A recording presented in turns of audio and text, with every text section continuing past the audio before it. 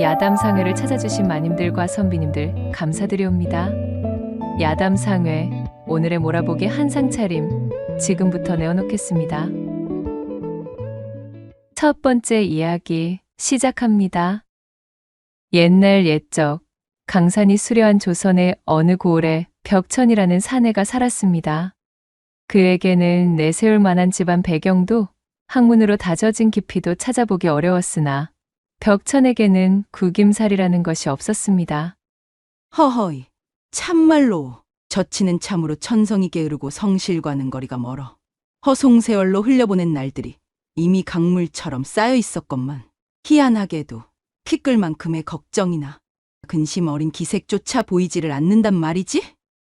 그 까닭이 무엇인고 하니 가진 것이라곤 하늘이 내린 듯한 멀쩡한 허우대 하나뿐이었으나 그는 그것을 굳게 믿고 늘 배짱 두둑하게 세상을 살아갔기 때문이었습니다. 벽천은 8자는 좋게 될 법한 훤칠한 키에 떡 벌어진 어깨를 지녔으니 힘께나 쓴다는 동네 장정들 사이에서도 그의 풍채는 단연 돋보였지요. 성큼성큼 내딛는 걸음걸이는 마치 위풍당당한 범이 한가로이 산길을 거니는 듯하여 보는 이로 하여금 절로 위압감을 느끼게 할 정도였습니다. 그의 이목구비 또한 시원하고 뚜렷하여 정교한 솜씨로 빚어낸 조각상 같았습니다. 특히 그 눈매가 날카로우면서도 깊이가 있어 그와 눈이라도 마주친 사내라면 괜스레 자신이 무슨 큰 죄라도 지은 사람처럼 주눅이 들곤 했답니다. 허나 이렇듯 번듯한 외양과는 달리 그의 두 손은 새까맣게 거칠었고 두꺼운 굳은 살로 뒤덮여 있었으니 그것은 술판에서 하염없이 들어올린 무수한 술잔과 저작거린 노름판에서 쉴 새 없이 굴린 패짝의 흔적이었습니다. 고을의 어르신들은 이러한 벽천을 가리켜 어디 하나 성실한 구석이라고는 찾아볼 수 없는 게으르고 제멋대로인 사내라며 입을 모아 수군댔지만 정작 벽천은 그런 말들에 눈썹 하나 까딱하지 않았습니다. 저작거리로 나설 때마다 그는 어디선가 구해온 번듯한 의관을 차려입고 나섰지요. 얼굴에 번들거리는 기름기를 닦아내고 턱 밑 수염을 가지런히 정리하면 그의 모습은 한층 더 화려하고 위풍당당해 보였습니다. 속은 텅 빈 강정과 같았으나 그 겉모습만은 무사람들의 시선을 한 몸에 받기에 부족함이 없었답니다. 그러니 이 벽천이라는 사내가 어디 제정신이 제대로 박힐 리가 있었겠어요. 다행인지 불행인지 그는 말솜씨 또한 타고나서 듣는 이의 마음을 그럴듯하게 감아놓는 능수능란한 언변은 어지간한 선비들조차 당해내기 어려울 정도였습니다. 수중에 땡전 한 푼 없어도 그는 조금도 주눅 드는 법이 없었지요. 주막에 들어설 때마다 그는 헛기침을 크게 한 번 하고는 어깨를 으쓱이며 당당한 걸음걸이로 들어섰습니다. 이보시게 주모, 오늘도 이 천하의 벽천이가 호기를 한번 뽐내보려 하니 어디 풍성하게 한상 차려 내오시게나. 어이구, 선비님도 거 달아두신 외상값부터 깨끗이 치르시고 그런 말씀을 하시는 것이 순서가 아니겠소? 벽천을 발견한 주모는 늘에 투덜거리며 타박을 놓았지만 잠시 후에는 푸짐하게 차려진 술상을 벽천의 앞에 덥석 내놓는 것이 일쑤였습니다. 벽천은 술상을 차려 들고 온 주모의 풍만한 볼기짝을 슬그머니 어루만지며 특유의 능글맞은 말솜씨로 그녀를 구슬리기 시작했습니다. 내 신세를 좀 봐주시구려. 이 천하의 벽천이가 손을 벌리면 그냥 지나칠 사람은 없을 것이오. 내 그간의 외상은 머지않아 단번에 다 갚아 놓을 터이니 주모는 그저 나를 굳게 믿어주시면 되는 것이외다. 혹시 아시오? 내가 주모 팔자 순식간에 고쳐줄 그런 위인일지. 주모는 입술을 삐죽거리며 타박을 놓다가도 벽천의 너스레에 어느새 웃음을 터뜨리고는 막걸리 한 오리병을 아낌없이 내어주곤 했지요. 참, 이놈의 주둥이는 금덩이로 못 막는다니까. 옛다. 오늘은 내 기분이 좋으니 그냥 드리는 것이오. 주모가 고개를 절레절레 흔들며 돌아가면 벽천은 얼큰하게 막걸리 한 사발을 들이켜며 만족스러운 미소를 지었습니다. 그런 그를 보고 동네 사내들은 속이 타는 듯 혀를 차곤 했지요. 아니, 저놈은 대체 무슨 복으로 저리도 후기를 부리고 다니는 거요? 외상이라면 질색팔색하는 저 주모가 희한하게 저 치만 보면 춘삼월 눈 녹듯 살살 녹아내리니 이거야 원. 그렇게 유유자적 천하에 둘도 없는 한량으로 세월을 죽이며 지내던 어느 날이었습니다. 이곳저곳 여염집 처자들에게 부지런히 공을 들여놓던 벽천이 마침내 천석군인 고참봉댁 무남동녀 외동딸 윤실과 달밝은 밤 고을 끝자락에 버려진 폐가에서 은밀한 만남을 가지고 있었습니다. 윤실은 고운 자태와 뛰어난 총명함으로 마을에서 소문난 교수였으나 누구도 감히 그녀에게 가까이 다가가려 하지는 못했습니다. 호랑이 같은 고참봉의 눈에 잘못 들었다가는 온 동네가 발칵 뒤집힐 것이 뻔했기 때문이지요. 하지만 천하의 한량 벽천은 자신의 번듯한 허우대와 유려한 말솜씨를 믿고 기어코 윤실의 마음을 사로잡아 버렸습니다. 벽천이 처음 농을 건넬 때만 해도 윤실은 코웃음을 치며 본체만체 외면했습니다. 하지만 그의 끈질긴 구애와 듣는 이의 마음을 사로잡는 자신감 넘치는 태도는 규방에 갇혀 지내던 아씨의 마음을 서서히 흔들어 놓기 시작했지요. 윤실은 하루가 멀다 하고 저작거리 구경을 핑계로 몸종과 함께 외출하는 날이 잦아지더니 마침내 몸종마저 따돌리고 저 혼자 담을 넘어 사람들의 눈을 피해 벽천을 만나기에 이르렀습니다. 그날 밤 인적 드문 폐가에서 벽천은 온갖 달콤한 말들을 속삭였습니다. 윤실을 구슬리고 달래어 끝내 그녀로 하여금 자신의 손으로 옷구름을 풀게 만들었지요. 철저한 내외법으로 남녀요별을 엄격히 지키던 조선의 규방 안팎으로 큰 파장을 일으킬 만한 일이었으나 윤실은 벽천에게 마음을 온통 빼앗긴 나머지 그 모든 것을 잊고 사달을 내고 만 것이었습니다. 휘영청 밝게 뜬 달 아래 지나는 인적조차 없는 적막한 폐가 속에서는 지진이라도 난 듯 뜨거운 숨결과 함께 절구찌는 소리가 밤새도록 울려 퍼졌습니다. 도도하고 조신하기만 하던 규수 윤실의 입에서는 그간 단 한 번도 내어본 적 없는 달콤하고도 은밀한 노랫가락이 흘러나왔답니다. 비밀스러운 거사를 치르고 나서 얼마 지나지 않아 윤실에게는 어김없이 입덧이 찾아오고 말았습니다. 애초에 천석군 집안의 막대한 재산을 염두에 두고 윤실에게 접근했던 벽천은 이때다 싶어 고참봉을 찾아가 무릎을 꿇고 고개를 조아리며 당당하게 혼례를 요청했지요. 어르신, 일이 된 마당이 오니 소인이 따님을 책임지겠습니다. 부디 혼인을 허락하여 주시옵소서. 고참봉은 길길이 뛰며 불같이 화를 냈으나 이미 엎질러진 물이었습니다. 게다가 더욱 가관은 사랑하는 외동딸 윤실이 자신의 팔에 매달려 하는 말이었지요. 아버지, 이 사내와 혼인시켜 주시지 않는다면 차라리 소녀는 이 집을 나가겠사옵니다. 상황이 이 지경이 되었으니 제 아무리 호랑이 같은 고참봉이라 한들 딸 자식의 성화 앞에서는 제 고집을 꺾을 수밖에 없었지요. 한편으로는 벽천에 떡 벌어진 어깨와 당당한 풍채, 그리고 책임지겠습니다 라고 외치는 그 기세를 보고는 마음 한구석이 조금씩 흔들리기 시작했습니다. 아들이 없던 우리 집안에 저런 풍채 좋은 사위라도 하나 들이면 훗날 든든한 힘이 되어주지 않겠는가. 하는 생각이 스멀스멀 피어오르기 시작했고 결국 고참봉은 마지못해 혼례를 허락하게 되었지요. 그렇게 성대한 혼례를 치른 이후 자신의 무남동녀 외동딸을 채간 유일무이한 사위 벽천에 대한 고참봉의 기대는 하늘을 찔렀습니다. 하지만 허구한 날 처가살이를 하며 집구석에서 빈둥빈둥 놀고 먹는 벽천의 모습은 고참봉의 속을 날마다 부글부글 끓게 만들었지요. 아니 저 망할 것의 사위놈이 어찌 저리도 게으를 수가 있단 말이냐. 어허, 참으로 내 속이 다 타들어가는구나. 귀한 딸을 믿고 시집 보냈더니 이래서야 어디.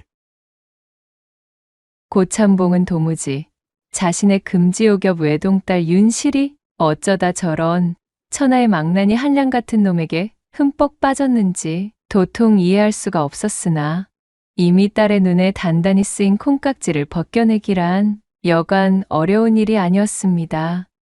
하지만 그런 고참봉도 제 사위의 험담을 입버릇처럼 중얼거리면서도 이따금씩 벽천이 커다란 손으로 짐수레를 끄는 우직한 모습을 보이거나 너른 마당을 힘차게 정리할 때, 그리고 집안 대소사로 체면 칠해를 해야 하거나 누군가에게 위엄을 보여야 할 때면 어김없이 자신을 도와 늠름하게 앞장서는 벽천을 보며 그래도 집안에 저렇게 건장한 사내 하나가 있으니 듬직한 구석은 있긴 하구나 하며 내심 든든해하는 것이었습니다.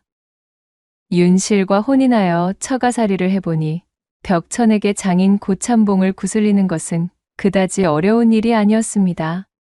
제 딸이 지아비의 말이라면 파트로 매주를 쓴다 해도 그런가 보다 하고 고지곳대로 받아들이고 있으니 그 뒤에 숨어 장인어른을 요리하는 것은 식은 죽 먹기보다 쉬운 일이었지요. 벽천은 단순히 고참봉의 무남동녀를 차지하는 데 만족하지 않았습니다. 그는 고참봉의 부유한 재산을 발판 삼아 언젠가는 번듯한 벼슬자리 하나를 꿰차보려는 야심을 남몰래 품고 있었습니다. 그 야심을 이루기 위해서는 먼저 제 아내 윤실부터 확실하게 자기 편으로 만들어야 한다는 것을 그는 잘 알고 있었지요.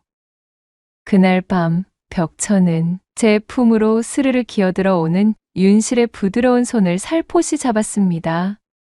임자, 이제 나도 이렇게 나이를 먹어가고 있는데 언제까지 이 집안에서 빈둥거리는 모습만을 보일 수는 없는 노릇 아니겠소. 이 풍진 세상에 나를 알아줄 만한 자리가 있다는 풍문을 내 들은 바가 있으니 인자가 나를 도와 어찌 힘을 좀 써주지 않겠소이까. 벽천은 청산유수처럼 말을 이어가며 자신이 앞으로 더 큰 일을 해낼 사람이니 지금이야말로 투자를 해야 할 때라는 듯 달콤하게 속삭였습니다. 이윽고 베갯머리에서 이어지는 그의 부드러운 말솜씨와 더불어 이불 속에서 펼쳐지는 육중하고도 현란한 기회가 더해지니 윤실은 달뜬 숨을 삼키며 어느덧 고개를 끄덕이고 있었습니다. 다음 날 아침이 밝자마자 윤실은 아버지 고참봉을 밤낮 없이 졸라대기 시작했습니다. 아버지, 우리 서방님을 한 번만 믿어보세요. 그 사람이 겉으로는 빈둥거리는 것 같아도 속으로는 크나큰 그림을 그리고 있사옵니다. 본디 강직하고 도량이 넓으니 이번 기회에 서방님을 밀어준다면 틀림없이 우리 집안의 위세를 크게 떨칠 수 있을 거예요. 이렇듯 윤실의 간청이 날이 갈수록 늘어나자 고참봉은 귀가 따가울 지경이었답니다. 딸의 기세에 눌린 고참봉은 결국 마음을 돌릴 수밖에 없었어요. 게다가 벽천이 내놓은 계획은 꽤나 구체적이고 그럴듯했습니다. 고참봉 사돈의 팔촌격인 처 외당숙이라는 자가 육조 중에서도 인사권을 쥐고 있는 이조판서와 끈이 닿아 있다는 풍문을 듣게 된 벽천이 이 사실을 윤실을 통해 넌지시 장인에게 흘려둔 것이었지요.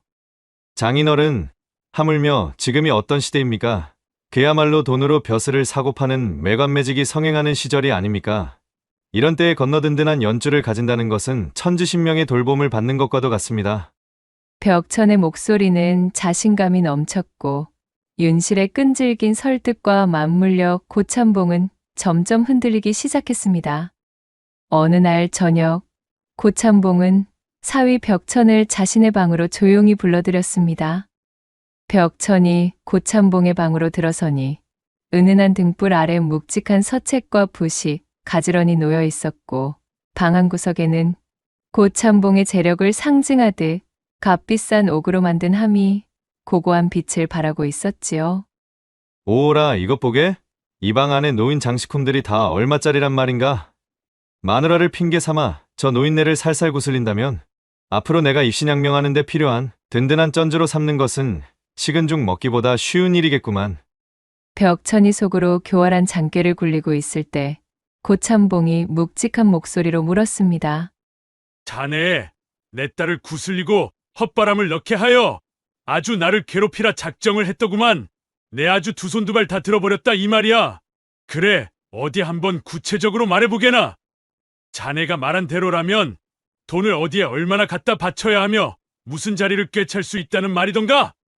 벽천은 고개를 조아리며 침착하게 준비해둔 답변을 늘어놓았습니다.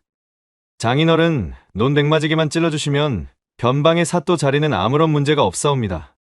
거기다가 부임하여 1년 반 정도만 지나면 드린 본전을 다 뽑아낼 수 있을 터이니 장기적으로 보아도 손해보실 일은 결코 없을 것이옵니다. 고참봉은 잠시 깊은 생각에 잠겼습니다. 논 백마직이라. 허이구, 거 참말로 징하게도 부르네. 확실히 거저먹는 자리는 아니구만. 저 홀찬이 비싼 값이야. 자네는 그 자리가 진정 그 정도의 가치가 있다고 보는가? 벽천은 이 순간을 위해 모든 것을 준비해둔 사람처럼 술술 말을 이어갔습니다. 장인어른, 지금이야말로 절호의 기회이옵니다. 변방의 사또 자리라면 비록 한양에서 먼 곳이긴 해도 그만큼 다른 이들이 쉽사리 노리지 않는 그야말로 단꿀 같은 자리 아니겠습니까?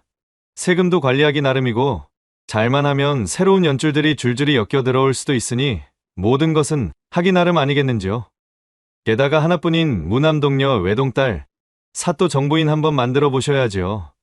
제게 그 줄만 잡게 해주신다면 몇 년 안에 이 벽천이가 장인어른의 이름을 걸고 반드시 이 집안을 빛내 보이겠습니다. 고참봉은 벽천의 말을 듣고 깊은 한숨을 내쉬었습니다. 그의 마음은 이미 사위의 가모니설과 딸의 간청에 반쯤 넘어가 있었지요. 아버지, 서방님을 한번 믿어주셔요. 우리 서방님이라면 반드시 입으로 뱉은 말은 해낼 것이어요. 결국 벽천의 끈질긴 설득과 더불어 딸아이 윤실의 눈물 어린 간청을 더는 외면할 수 없었던 고참봉이 외쳤어요. 규, 그래, 알겠네. 필요한 만큼의 재물을 내어줄 테니 알아서 한번 진행해보게나. 마침내 허락이 떨어지자 벽천의 얼굴에는 승리의 미소가 번졌습니다. 사실 이 처 외당숙이라는 작자는 한때 말단 관직에 몸담았다가 지금은 관직을 사고 파는 거강꾼 노릇을 하며 살아가는 자였습니다. 얄팍하게 닿아있는 연주를 빌미로 자신이 당장이라도 이조판서와 독대할 수 있는 것처럼 으스대는 위인이었지요.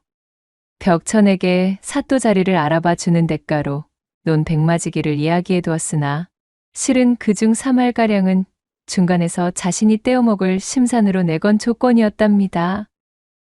우여곡절 끝에 처 외당숙을 통해 논 백마지기를 윗선에 찔러주고 마침내 벽천은 그리도 원하던 첩첩산중 산골짜기 변방 고을의 사또 자리에 앉을 수 있었습니다. 하지만 재벌을게 못 준다고 부임지로 내려가자마자 벽천이 가장 먼저 한 일은 고을의 민생을 살피는 것이 아니라 자신의 수청을 들 기녀들부터 뽑는 것이었어요. 임금이 일패기생이라도 선출하는 듯 며칠 동안 고을에 있는 기녀란 기녀는 죄다 불러 모아 자신의 앞에 세워두고 옥석을 가렸지요. 그러다가 결국 이 산골짜기에 어찌 이런 절세미인이 숨어 있었을까 싶은 기녀를 만나게 되었습니다. 이리 외시게 되어 참으로 영광이옵니다. 소첩은 화연이라 하옵니다. 사또나리. 오냐, 그래. 이 참으로 천하일색이로구나. 어찌 이런 외진 총구석에서도 이리도 백옥 같은 아이가 있었단 말이더냐. 자, 너는 이제부터 나의 수청을 들며 나와 함께 지내면 되는 것이다. 내가 바로 너의 답답한 팔자를 시원하게 확 고쳐줄 그런 귀인이시다. 그리하여 벽천은 동원 한쪽에 번듯하게 화연의 거처까지 마련해주고 밤낮으로 그녀를 불러들여 주색에 빠져 지냈습니다. 고을의 민생을 살피고 백성들의 어려움을 돌보는 일은 이미 그의 관심사에서 멀어진 지 오래였습니다. 허구한 날 젊고 아리따운 기생 화연의 치마폭에 쌓여 허우적대고 있으니 어디 처가에 홀로 남겨두고 온 조강지처 윤실의 얼굴인들 제대로 떠오를 턱이 있었겠어요. 그러는 사이 윤실의 속은 타들어가고 있었지요. 고을 사또로 부임하여 내려간 지가 언젠데 남편에게서는 단 한 통의 기별조차 없으니 윤실의 궁금증과 불안감은 날마다 하늘을 찔렀습니다. 얼마 지나지 않았을 때만 하더라도 윤실은 바쁘고 정신없을 남편을 이해하려 애썼습니다. 아무래도 초임사또이시니 정리해야 할 일이 산더미처럼 많을 테지. 서방님 쪽에서 먼저 기별이 올 때까지 조금만 더 참고 기다려보도록 하자. 벽천이 없는 빈방에서 밀려드는 외로움을 애써 삼키며 스스로를 달래보던 윤실이었으나 시간이 하염없이 흐를수록 연락 없는 서방에 대한 의아함과 서운함은 점차 커져만 갔습니다. 저녁마다 홀로 달을 바라보며 한숨 짓던 윤실은 어느덧 그 의아함이 걷잡을 수 없는 의심으로 변질되어 서러움에 남몰래 눈물을 흘리기도 했어요. 리리도 오랜 시일이 지났음에도 나에게 단 한 줄의 연통조차 없다는 것은 필시 좋지 않은 징조임에 틀림없는 것만 같아 내 마음이 이리도 불안하구나. 아니면 설마 서방님께서 머나먼 외지로 나가 계시는 사이 다른 마음이라도 품으신 것일까? 불길한 의심이 뾰족한 바늘처럼 가슴을 콕콕 찌를 때마다 윤실의 한숨 소리는 마당 끝까지 들렸고 이를 지켜보는 아버지 고참봉의 심기 역시 날이 갈수록 어지럽게 곤두서기 마련이었습니다. 아니, 사위놈은 아직도 널 떨어 내려오라는 기별조차 주지 않는다는 말이냐? 부임하여 내려간 지가 벌써 언젠데 아직도 하뭉차사인 게야. 고참봉은 저녁상을 물리고 앉아 있다가 말고 들고 있던 젓가락을 상 위에 내던지며 소리쳤습니다. 그의 녹이 띈 목소리는 부엌에 있던 하인들까지 잔뜩 움츠러들게 만들었지요. 아버지, 조금만 더 기다려보세요. 외딴 부임지에 홀로 내려가 계시니 얼마나 바쁘시겠어요. 필시 고우를 돌보느라 정신이 없으실 거예요. 윤실은 제가 나서 아버지를 진정시키려 했지만 사실 그녀 역시 남편의 무소식에 대한 확신이 없었기에 목소리가 자꾸만 기어들어갔습니다. 그런 딸의 모습을 보며 고참봉은 더욱 불같이 화를 냈습니다. 어허, 윤실이 이거자. 제 아무리 바쁘다 한들 지아비가 부인을 이렇게까지 방치하는 법이 대체 이 세상 어디에 있단 말이냐? 이 못난 거사, 너도 이제는 좀 정신을 똑바로 차려서 네 남편을 제대로 훈계하든 아니면 휘어잡든 뭘 좀 똑바로 해보아야 할 것이 아니여. 내 겨우 이따위 꼴이나 보려고 그 망할 놈을 위해서 내 아까운 놈 백마지기를 넙죽 내어준 줄 아는 것이야. 계속 이런 식이라면 내 당장 사람을 보내 그놈에게 본때를 보이고야 말겠다. 하지만 윤실은 아버지가 벽천에게 노발대발하는 모습을 보고 싶지 않았습니다. 아버지, 제발요. 그분의 사정도 좀 헤아려 주세요. 제가 먼저 서찰을 보내면 반드시 답신이 올 것입니다. 조금만 더 기다려 보시지요.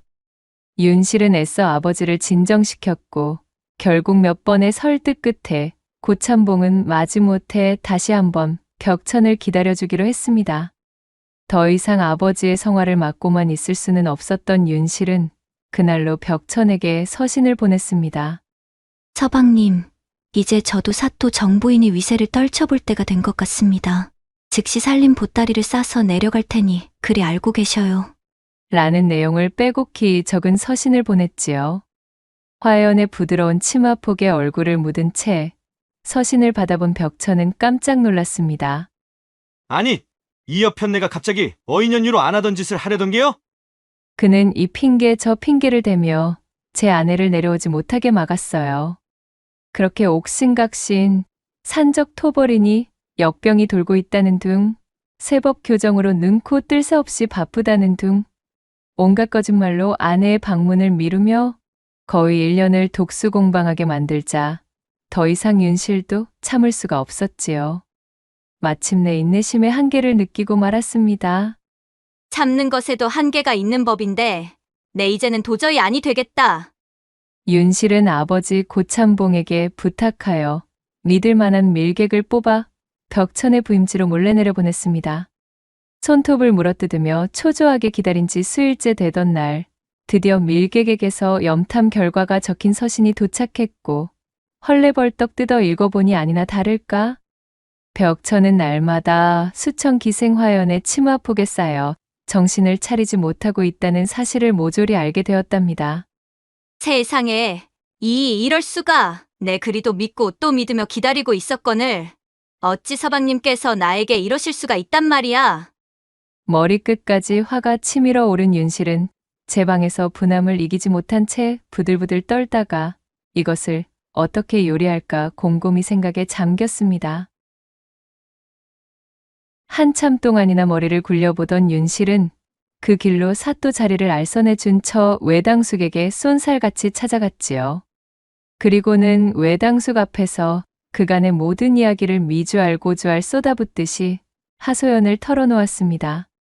자신이 바친 순정과 노력을 헌신짝처럼 배반한 남편을 이대로 용서할 수 없는 노릇이었지만 그 옆에 찰싹 달라붙어 남편의 고열을 빨아먹고 있는 요망한 기생을 더욱 용서할 수 없었던 것이지요.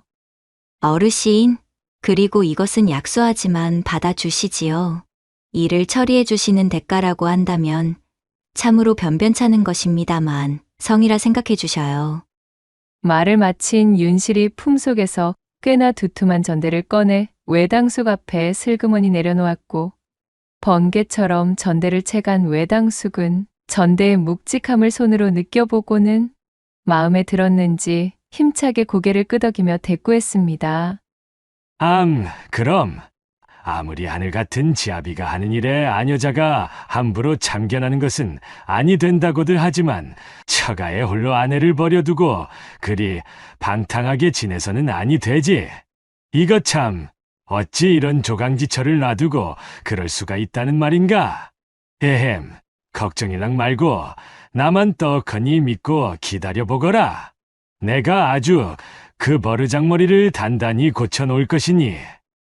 그로부터 며칠 후 윤실에게 사주를 받은 처 외당숙이 나귀를 타고 벽천의 부임지로 떠났습니다. 마침내 긴 여행 끝에 벽천의 부임관아 앞에 도착한 처 외당숙은 숨을 고르며 수문장에게 명했습니다. 그 안에 사또 계시면 말 좀 전해주게나. 저 외당숙 어른께서 찾아오셨다 하면 아마 즉시 알아들을 것이야. 볼품 없는 노인네가 잔뜩 어깨에 힘을 주며 사또를 제 아랫사람 대하듯 말하자 수문장은 지레 겁을 먹고는 안으로 허둥지둥 달려가 벽천에게 고했습니다. 그 말을 들은 벽천은 버선발로 뛰어나왔어요. 과정이야 어찌되었든 지금의 부임지에서 사또 자리를 해먹을 수 있게 힘써준 처 외당숙 앞에서는 제 아무리 잘난 맛으로 살아간다는 벽천조차 고향이 앞에 쥐었습니다. 이조판서와 끈끈한 연줄이 닿아 있다고 철석같이 믿고 있던 벽천은 암행어사라도 모시듯 굽실거리며 저 외당숙을 안으로 모셨지요.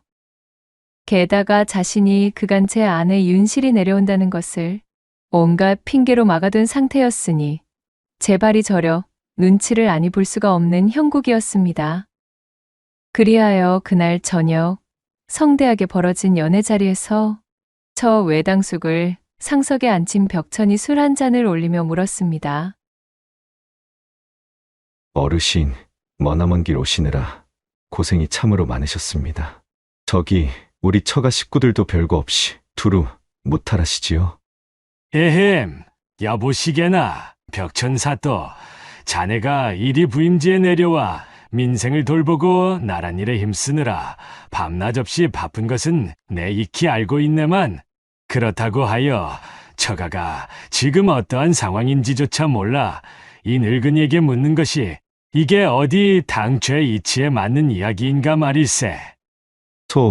송구하옵니다. 어르신, 제가 참으로 경황이 없다 보니 그만.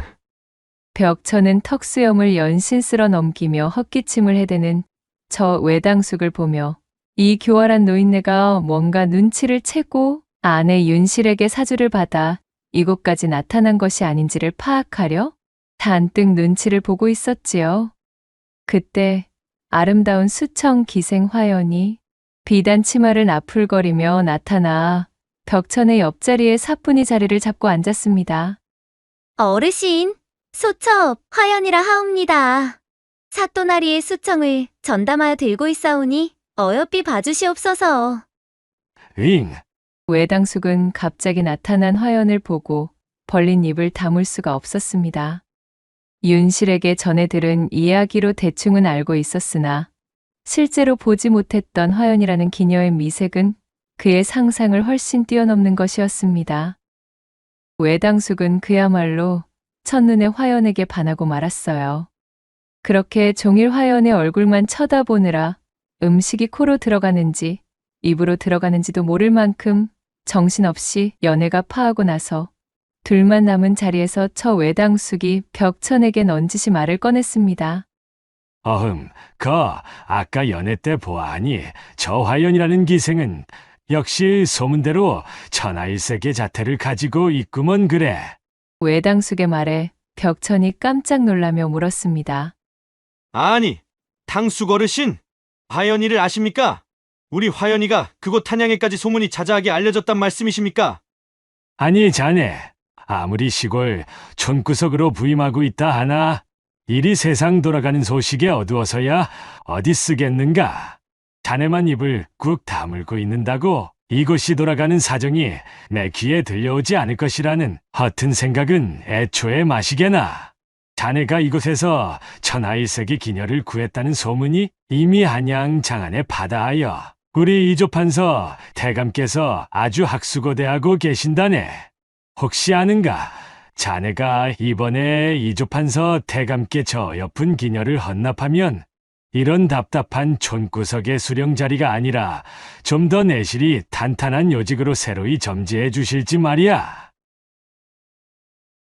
이는 물론 처 외당숙의 새빨간 거짓말이 잔뜩 들어간 교활한 술수였으나 그 사실을 알 리 없는 벽천은 그야말로 하늘이 무너지는 듯한 기분이었습니다. 하늘같이 높은 이조판서 대감이 화연을 마음에 들어 하셨다고 하니 만약 내어주지 않는다면 자신이 그 어떤 엄중한 경을 치를지 알 수 없는 노릇이었지요. 결국 처 외당숙에게 꼼짝없이 화연을 내어주어야만 했던 벽천은 속으로 피눈물을 삼킬 수밖에 없었습니다. 그리고 그날 밤이었습니다. 화연을 떠나보내기 전 마지막 밤을 함께 즐기려던 벽천이 화연을 옆에 앉혀놓고 애끓는 목소리로 말했습니다. 이제 내일이면 너는 내 곁을 떠나 머나먼 한양으로 떠나야 할 것이야. 내 너를 이리 속절없이 보내야만 하다니 참으로 아쉽고 또 아쉽구나. 어머나, 나리, 너무 슬퍼하지 마셔요. 그 잘나디 잘난 한양인데 어디 소천만한 기녀가 없었을라고요. 다 이조판서 대감의 한철 변덕일 뿐일 겝니다요. 아마 이조판서 대감께서도 소첩을 곁에 두시다가 이내 흥이 식으면 다시 나리의 곁으로 보내주실 것이옵니다. 그러니 제가 없더라도 너무 외로워 마시옵소서. 소첩이 나으리 곁에 없으면 누가 나으리 곁을 지킨답니까? 소첩은 영원히 우리 나으리만의 것이옵니다. 그래, 그리 말해주니 내 마음이 한결 놓이는구나. 역시 너는 천하에 둘도 없는 내 여인이다.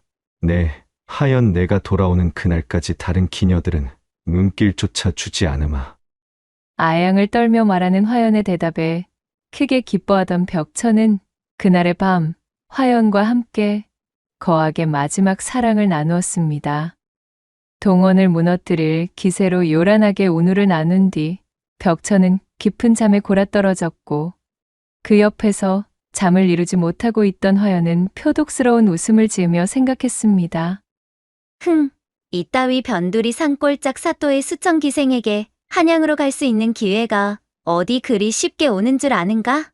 2번 다시 없을 천혜의 기회인데 누구 좋으라고 내가 안 가길? 저 머저리 같은 사또놈이야 내 알바 아니지. 평생 이곳에서 나만 기다리고 있으라지? 무려 이조판서 대감께서 나를 찾으신다는데 내가 정신이 나갔다고 이 궁벽한 곳으로 다시 돌아오겠어? 뛰는 자 위에 나는 자 있고 나는 자 위엔 축지법을 쓰는 자가 있다 했던가요? 벽천의 머리 꼭대기 위에서 그를 가지고 놀았던 화연의 속마음도 모른 채 그렇게 다음날 아침이 밝았습니다. 외당숙과 수천 기생 화연이 한양으로 떠나기 위해 당나귀 등에 올랐습니다. 벽천은 눈물을 글썽이며 그들을 배웅했으나 화연은 뒤 한번 돌아보지 않은 채 저 외당숙의 허리춤을 꼭 붙잡고 매정하게 떠나버렸지요. 하연아, 나는 벌써 내가 그립구나. 화연을 떠나보낸 것이 못내 야속하여 아침부터 진탕수를 퍼마시던 벽천은 저녁 나절에는 완전히 인사불성이 되었습니다. 그리고 그 시간 한양으로 향하는 길목에 있던 어느 주막집에 외당숙과 화연을 태운 당나귀가 어슬렁어슬렁 들어왔지요. 즉각 방 하나를 잡은 뒤 처 외당숙의 온갖 가머니설과 사탕발림의 수작이 오고 갔고 산전수전 다 겪었다 자부하던 화연 역시 그 달콤한 말에 넘어가 결국 제옥구름을 풀게 되었지요. 그렇게 주막집 객방 하나에서는 밤늦도록 천지가 요동치는 합궁 소리가 울려 퍼졌습니다. 한양으로 돌아온 외당숙은 남산골에 조그마한 기와집을 하나 마련하였고 그 길로 화연을 숨겨둔 애첩으로 들어앉혀 놓고는 사흘이 멀다 하고 화연을 찾아가 느지막이 별천지를 맛보기 시작했습니다. 화연 역시 언감생심 따지도 못할 별인 이조판서의 총애를 받는 것보다는 자신의 말이라면 죽는 신용까지 하는 이 바보 같은 늙은이 하나를 구워 삶아 요리하는 것이 훨씬 손쉬웠기에 그렇게 처 외당숙의 젊은 애첩 노릇을 즐기며 호의호식하고 있었답니다. 그로부터 달포의 시간이 쏜살같이 흘렀습니다. 처 외당숙에게 바람난 남편을 요리해달라 부탁한 지도 시간이 꽤 흘렀는데 아직도 남편 벽천에게서는 명확한 기별조차 없으니 윤실은 시름에 푹 젖어 마루에 멍하니 걸터앉아 있었습니다. 어찌된 연유인지 그날 이후로 처 외당숙께도 아무런 소식이 없고 서방님께서는 더더욱 기별한 줄 없으시니 이것이 대체 어찌된 연유인고 또다시 밀사를 보내 염탐을 해보자니 아버님께 들켰다간 집안이 발칵 뒤집어질 것이 뻔한데 그렇게 한숨만 푹푹 내쉬고 있으려는데 바깥이 소란스러워지더니 갑자기 대문이 벌컥 열리며 처 외당숙 마누라가 씩씩거리며 들어서는 것이 아니겠어요? 새행전 왕래 한번 없었던 당숙모가 들이닥치자 윤실이 엉거주춤 일어서며 그녀를 맞이했지요. 아니 얘까지 어쩐 일로 오셨습니까, 당숙모님? 깜짝 놀라 자리에서 일어나는 윤실을 바라보는 처 외당숙 마누라가 두 눈에 쌍심지를 켜고 성큼성큼 다가왔습니다. 네, 2년 이런 요만한 것아, 2년이 감히. 철썩 처 외당숙 마누라가 다짜고짜 윤실의 뺨을 후려갈기며 고래고래 소리를 지르는 것이었습니다.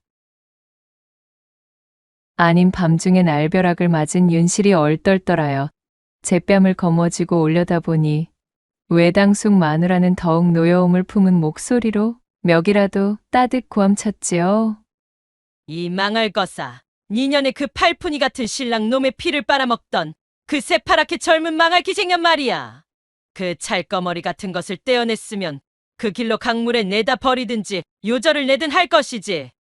어쩌자고 우리 남편 놈에게 홀랑 가져다 붙여서는 저 남산골에 떡하니 기와집까지 내어주고 살림을 차리게 만든 게야? 너 때문에 우리 남편이 집구석에 안 들어온 지가 벌써 달포가 넘는다, 이년아. 오늘 너 죽고 나 죽자. 으악! 왜 이러셔요? 대체 그것이 무슨 말씀이시랍니까? 마당에는 처 외당숙 마누라와 윤실이 머리끄덩이를 서로 붙들고 한바탕 난리가 났고 그 소란을 듣고 놀라 뛰쳐나온 고참봉과 하인들이 달려들어 순식간에 아수라장이 되고 말았습니다. 모든 사건의 전말을 전해 들은 고참봉의 분노는 하늘을 찔렀습니다.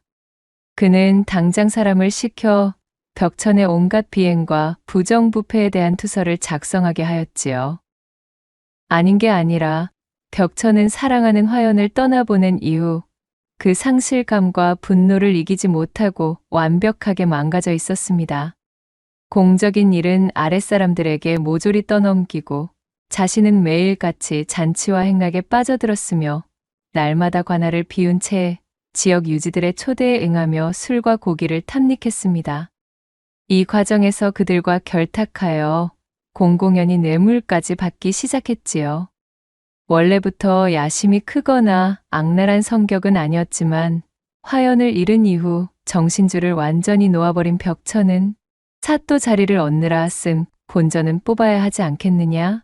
라고 소리치며 제 스스로를 합리화했습니다. 화연이도 빼앗긴 마당에 백성들이 조금 불평한다고 뭐 대수겠는가? 그리고 내가 이렇게 누리는 것도 잠깐일 뿐이거늘 이 좋은 데를 놓쳐서는 아니 되지 않겠는가? 벽천의 이런 안일한 생각은 날이 갈수록 그의 행동을 더욱 대담하고 방탕하게 만들었습니다. 고을 사람들에게는 가혹한 폭정을 거듭하며 과도한 세금을 징수하여도 고을의 곳간을 채우기는커녕 자신의 주머니에 쑤셔 넣기 바빴으니 부임한 지 얼마 되지 않아 고을의 재정은 눈에 띄게 악화되기 시작했습니다. 벽천이 백성들에게서 거둔 세금은 관아의 운영보다는 벽천 자신의 사치와 유흥을 위해 대부분 흘러들어갔으니까요. 관아의 문짝은 낡고 제대로 관리되지 않아 바람이 불 때마다 삐걱거렸고 관아에 소속된 군졸들은 제때 녹봉을 받지 못해 불만이 하늘을 찔렀습니다. 얼마 지나지 않아 신임 사또 벽천의 이름은 저작거리에서 조롱과 비난의 대상이 되었습니다. 그의 방탕한 생활과 가렴주구가 결국 이웃 고을에까지 소문이 나면서 때마침 고참봉이 미리 손을 써둔 사람들로 꾸려진 발고단이 중앙관청에 벽천의 온갖 악행에 대한 발고장을 무더기로 올렸고 그것을 빌미로 중앙에서 내려온 감사는 고을에 도착하자마자 벽천의 행적을 낱낱이 조사하기 시작했답니다. 당연하게도 관아의 장부는 엉망진창이었고 공금은 어디로 흘러갔는지 도무지 그 행방을 알 수 없는 상태였지요. 이런 자는 조정을 대신하여 한 고을의 수령이 될 자격이 없다. 도리어 나라의 녹을 축내고 백성을 괴롭힌 도적일 뿐이다. 가명에서 내려온 결정문은 고을의 백성들 앞에서 엄숙하게 낭독되었고 벽천은 찰나의 헛된 영광을 맛본 뒤 그렇게 굴욕 속에서 하옥되고 말았습니다. 그의 부인 윤실은 그 소식을 듣고 그 자리에서 졸도하여 일어나지 못하고 자리에 드러눕고 말았답니다.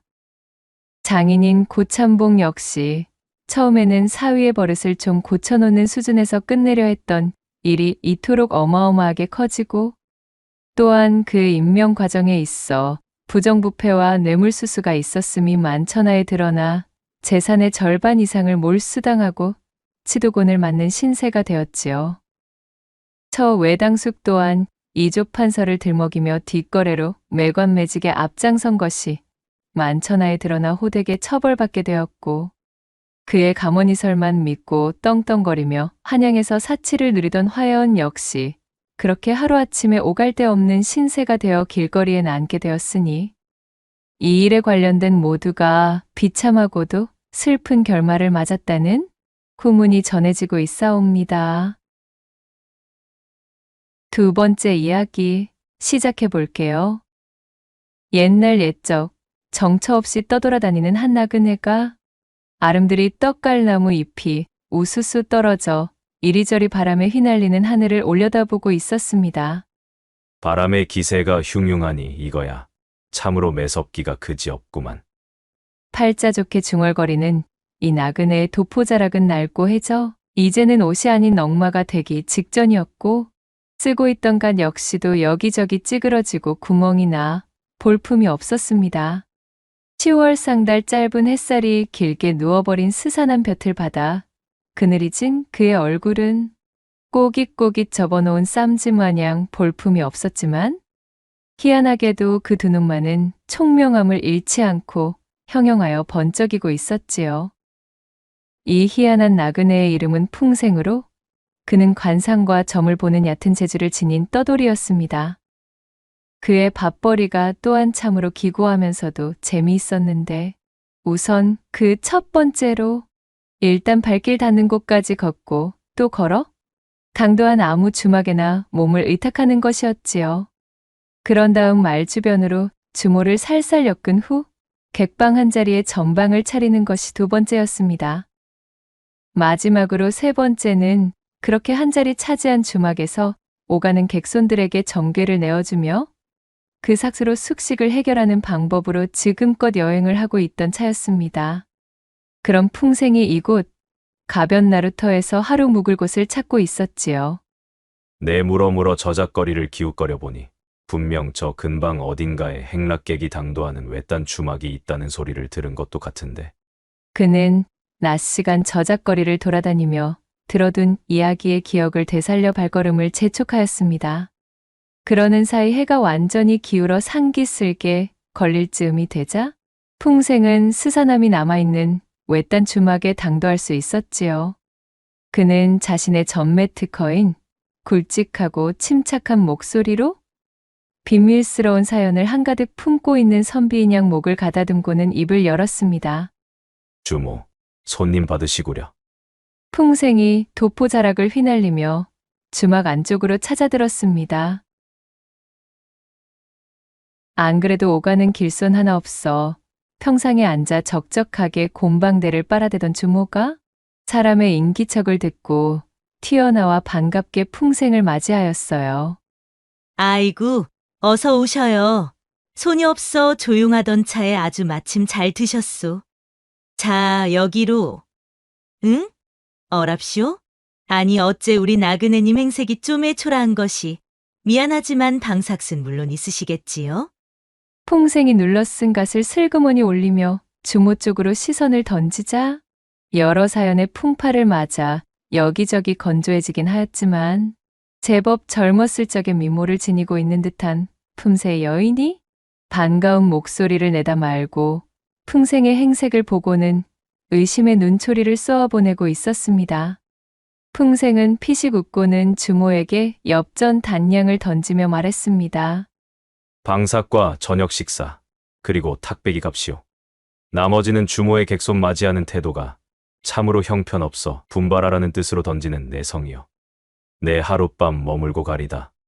날씨가 제법 스산해지는 중이니 강에는 군불이나 좀 넣어주시구려. 당시 주막의 평균 숙박 비용이 한 냥에 참시세끼를 다 챙겨 먹고 어지간한 봉사료를 포함하여 하루를 지내는데도 세 냥이면 충분하였으니 하루 묵고 가는 값으로 단량을 던지는 손님의 등장에 주모는 곧입이 해벌쭉 벌어졌습니다. 어머어머, 이거 제가 귀한 객손을 몰라보고 감히 이리 망발을? 네, 얼른 준비해 드리리다.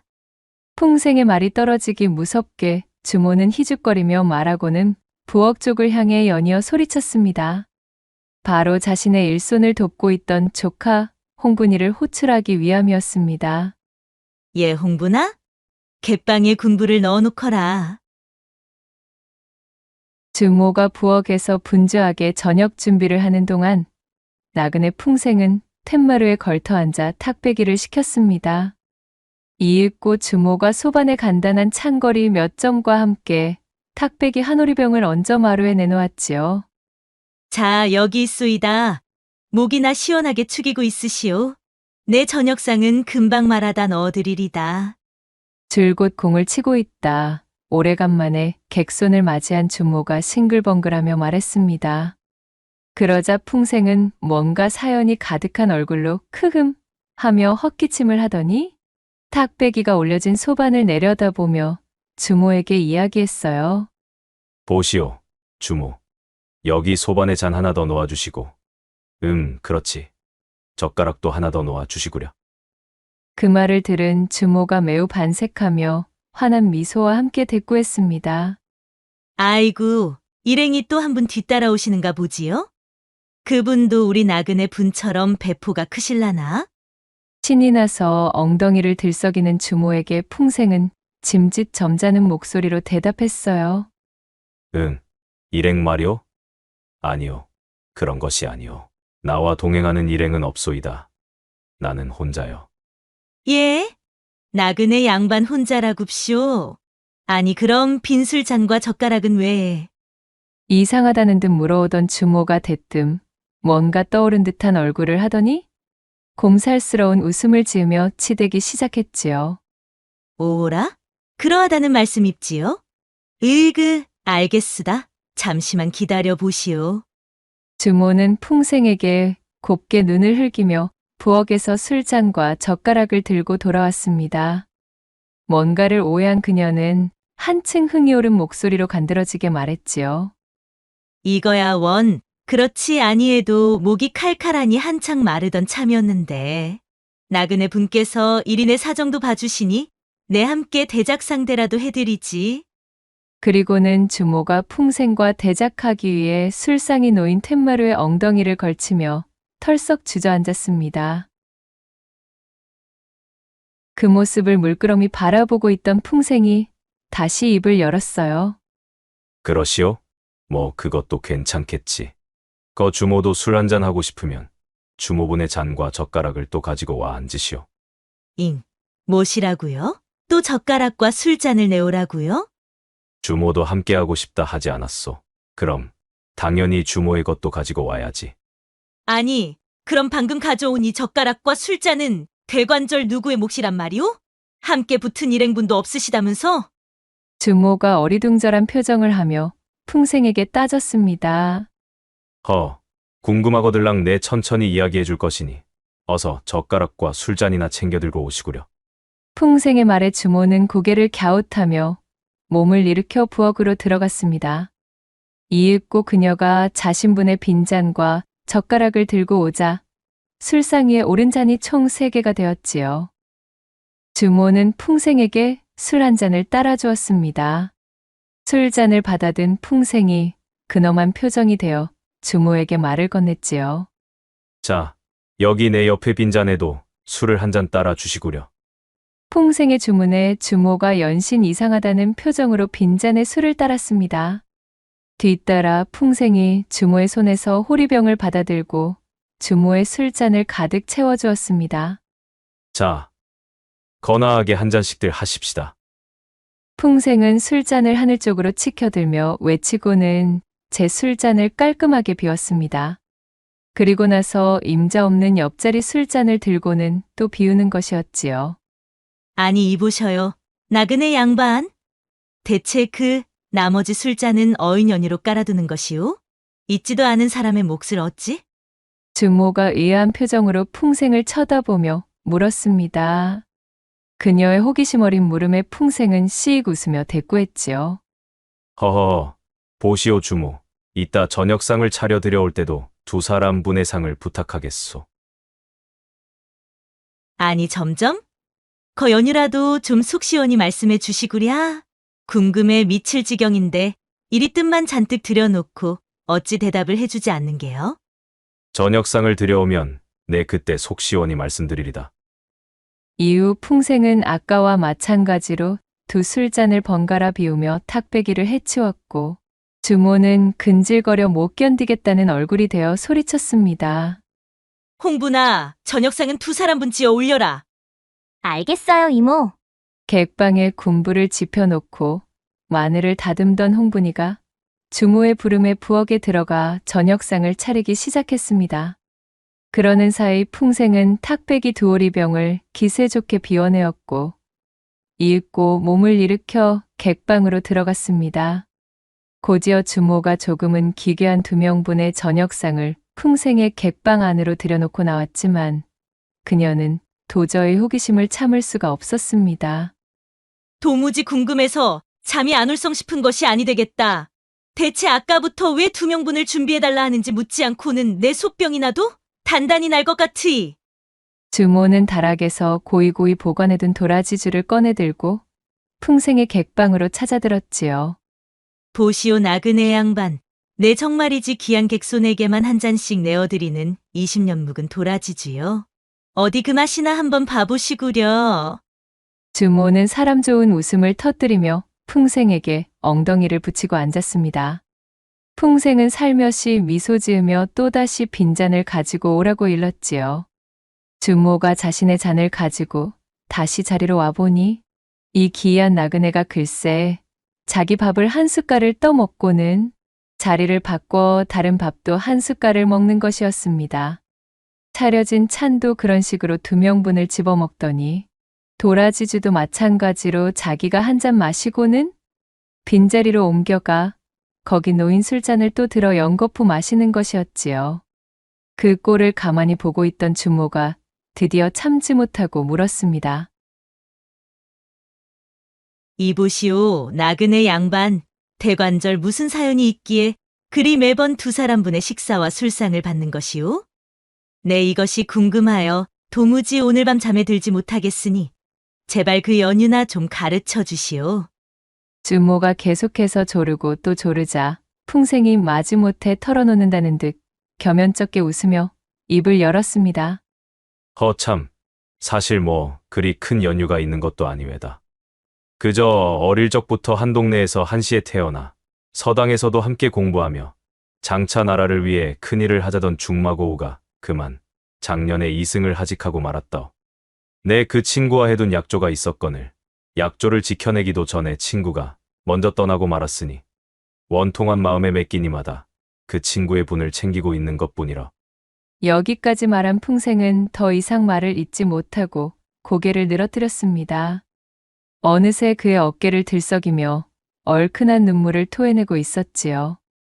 누가 보더라도 말 같지도 않은 뻔히 보이는 수작질이었지만 하필이면 이 외딴 주막의 주모에게 직격으로 통할 줄은 또 누가 알았겠어요. 이 모습을 본 주모는 너무나 감격하고 말았습니다.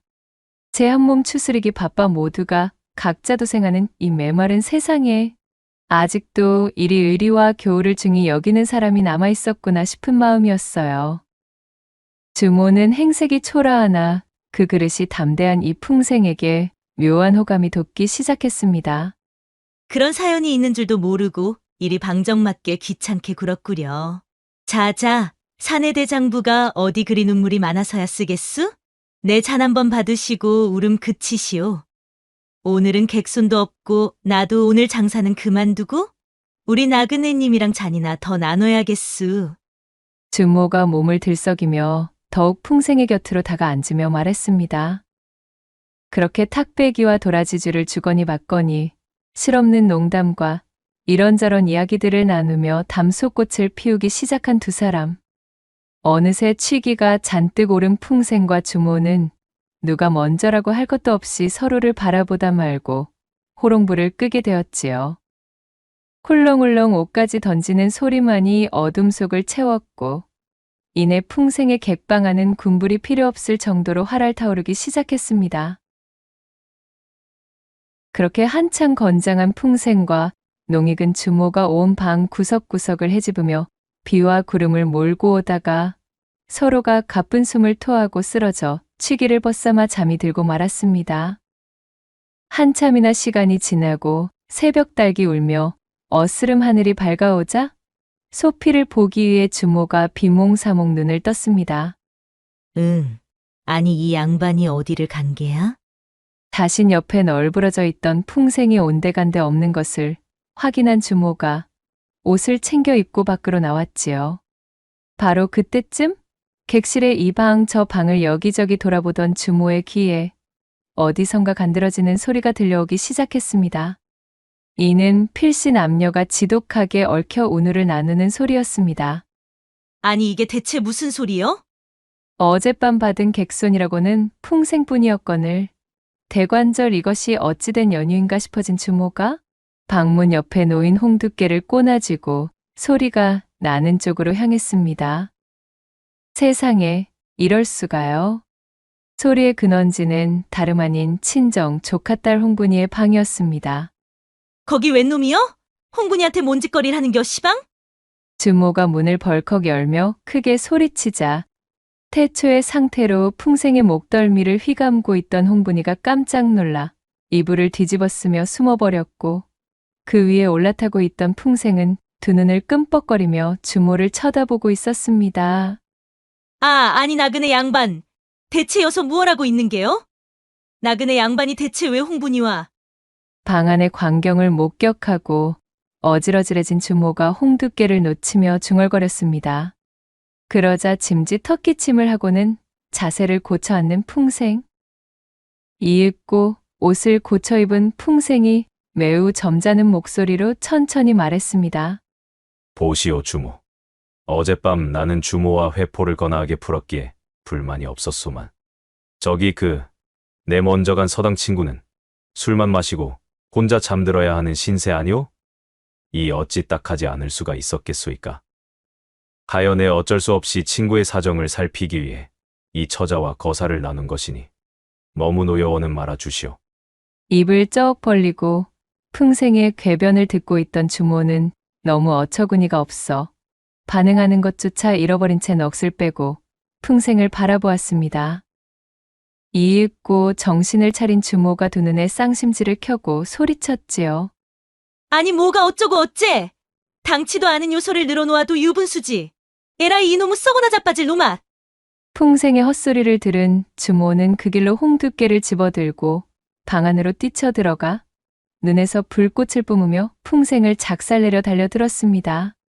모골이 송연해진 풍생은 벌떡 일어나며 간밤 친구의 사정을 헤아린답시고 함께 지새우느라 아직도 양볼이 발갛게 물들어 있던 홍분이에게 소리쳤지요.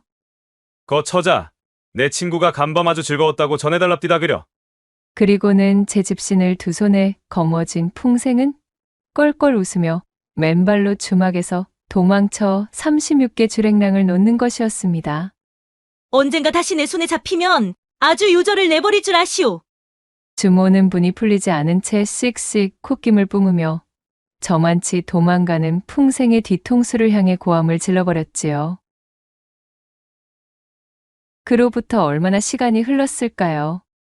지친 발걸음으로 초행의 험준한 고갯길을 넘어가던 풍생은 제 뱃속에서 꼬르륵거리며 밥을 달라 농성 중인 소리를 듣고는 자리에 주저앉아 버렸습니다.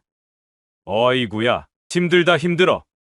이놈의 고갯길은 어찌 이리도 험준하고 괴팍한 것인가? 나같이 고귀하고 고매하신 선비께서 넘기에는 지독스럽게도 흉측한 고갯길이로구만. 풍생이 침을 탁 뱉으며 볼멘 소리로 중얼거렸지요. 그는 크게 한숨을 뱉으며 퉁퉁 부은 제 다리를 주물렀습니다. 그러고 보니 그전 주막에서 거나하게 한 상 해먹은 뒤로 벌써 달포가 지났구먼. 다음 주막으로 당도하려면 천상 이 고갯길을 넘어야만 한다던데 여서 주막 그림자라고는 코빼기조차 보이지가 않으니원. 쌓인 회포나 거나하게 풀고 싶은데 온몸이 근질근질하여 참을 수가 없도다. 풍생은 그 예전 볼을 발갛게 물들이며 수줍어하던 홍분이의 얼굴을 떠올리며 입맛을 다셨습니다. 그렇게 풍생이 몸을 일으켜 죽을 힘을 다해 고갯길을 넘고 보니 듣던 대로 정말 마을 초입으로 들어서기 전에 갈림길에 조그마한 주막이 하나 눈에 들어오는 것이었습니다. 드디어 살았다 싶어진 풍생이 마지막 힘을 쥐어짜 주막으로 당도했습니다. 보시오, 주모. 여기 손님 한 명 받으시구려. 풍생은 힘껏 목소리를 가다듬으며 본래의 경박함을 감춘 예의 그 점잖은 척을 잔뜩 뒤집어 쓴 채 주모를 호출했습니다. 예, 나갑니다요. 마당으로 들어선 풍생의 목소리를 듣고 주모가 나오며 외쳤습니다.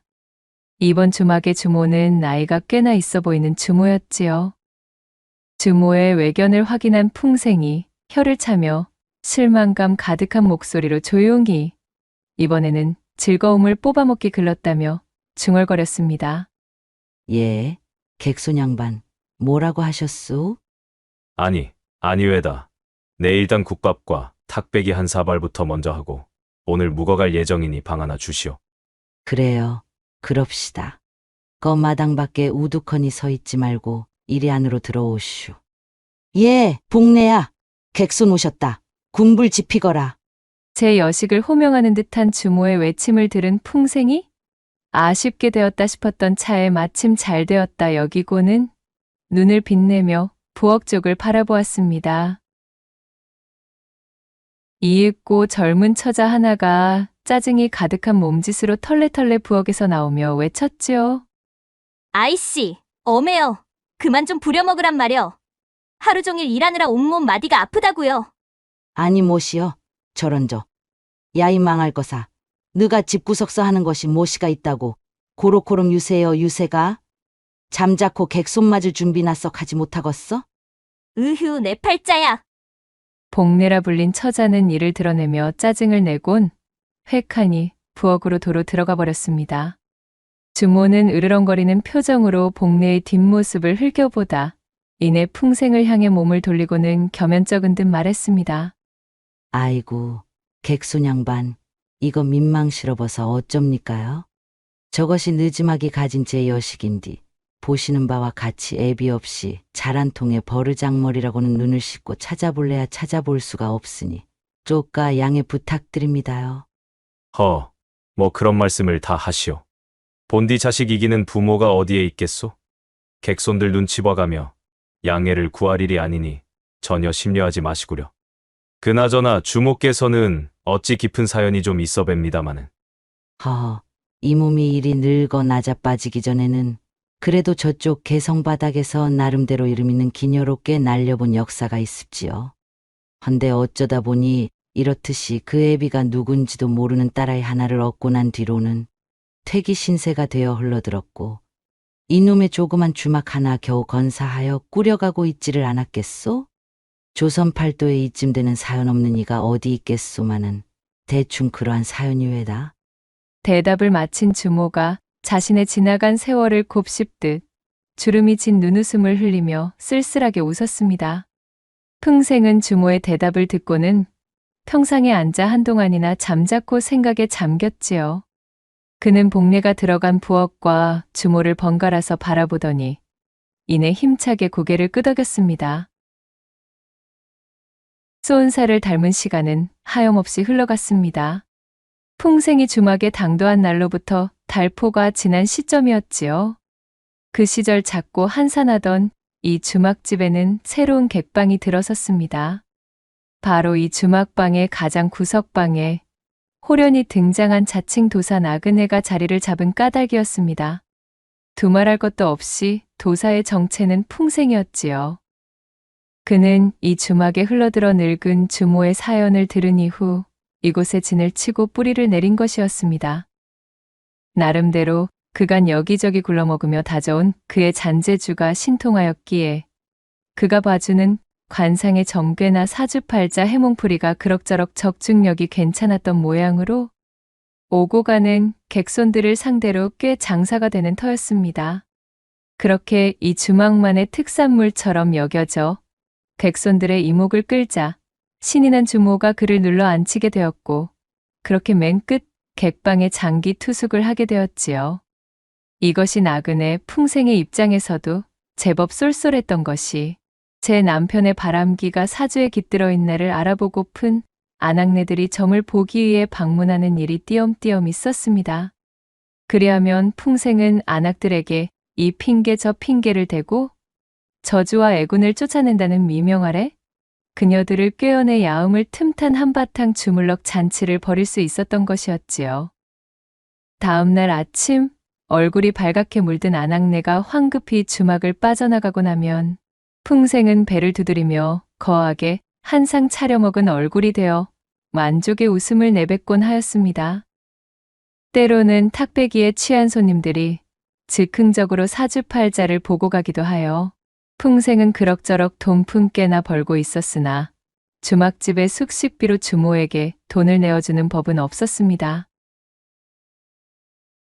주모의 말대로 젊은 시절엔 꽤 이름난 기녀로 이 남자 저 남자 품에서 그 콧대가 높게 까다로운 노름을 놓았지만 어느덧 세월을 정통으로 두드려 맞아 설이 맞은 호박꽃이 된 신세가 된 그녀였지요.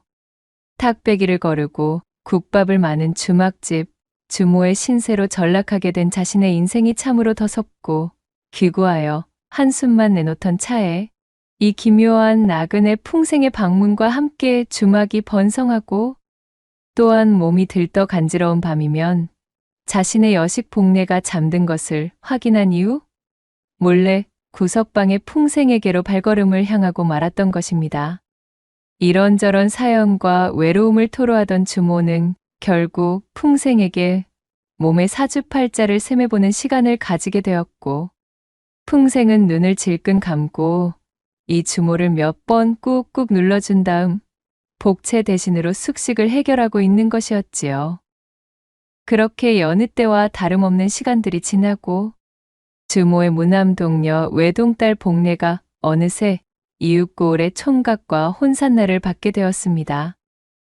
딸아이만큼은 남부럽지 않게 시집을 보내고 싶었던 주모는 이런저런 혼수품들을 준비하기 위해 꼭두 새벽부터 분주하게 나룻배를 타고 강 건너의 대장터 고을 저작거리로 나선 터였습니다. 해가 중천에 걸린 점심나절, 주모의 딸 복례가 주모의 부탁에 따라 조촐한 점심상을 차려 풍생의 객방문을 두드렸습니다. 어휴, 귀찮아 죽겠네. 자요, 여기 밥이에요. 얼씨구, 점내야. 변함없이 쌀쌀맞기 그지없는 태도로구나. 어디 그래가지고 밥상이 엎어지겠느냐? 더 힘차게 내려놓아야지.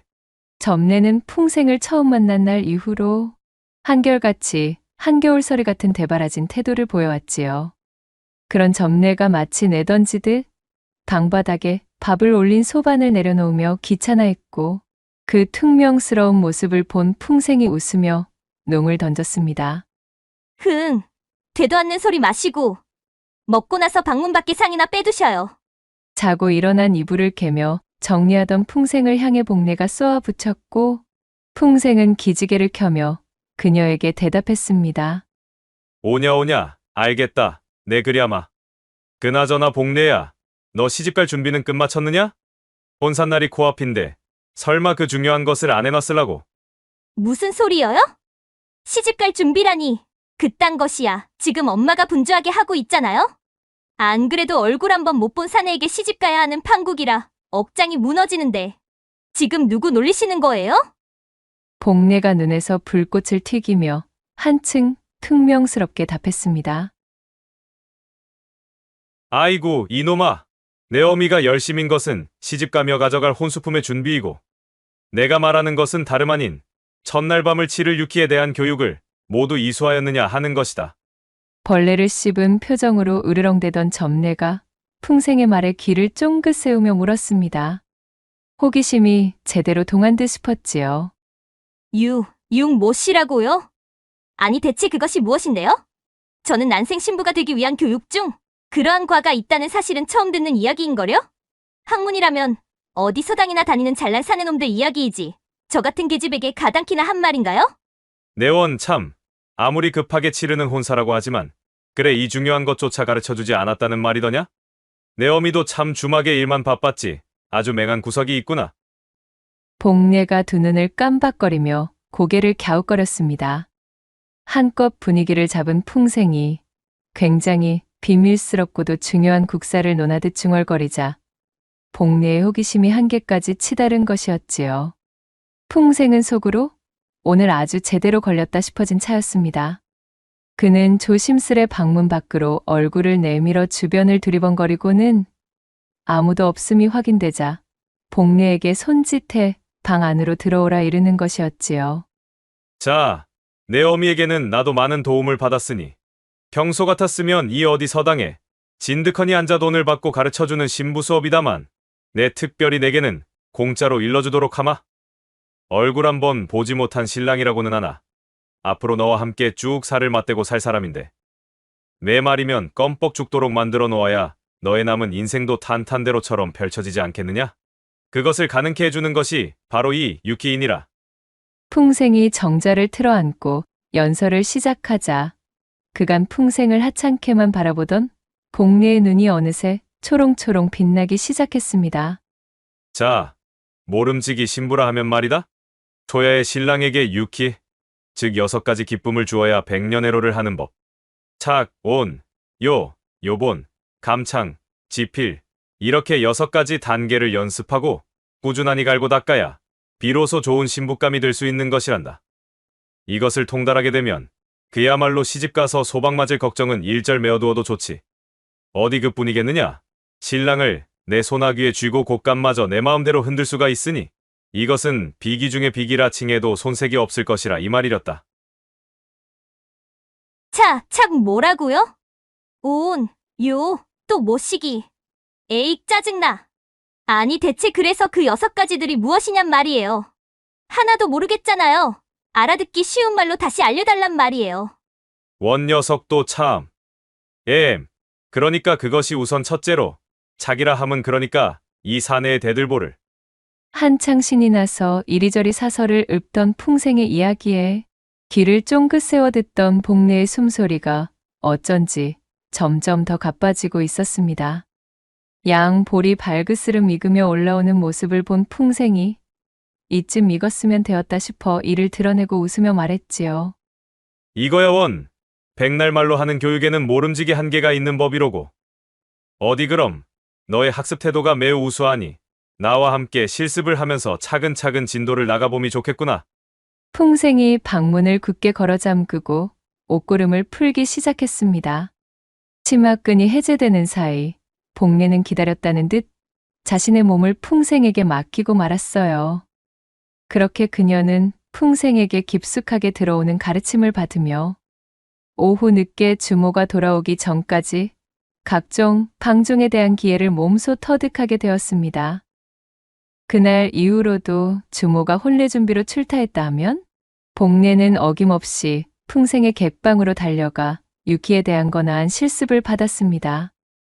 복례의 학구열이 어찌나 뛰어나고 그 배움의 깊이가 솔찬히도 깊던지 그녀의 볼은 제철을 맞은 봉숭아처럼 붉은 빛으로 물들어 헤어나오지를 못하는 것이었습니다.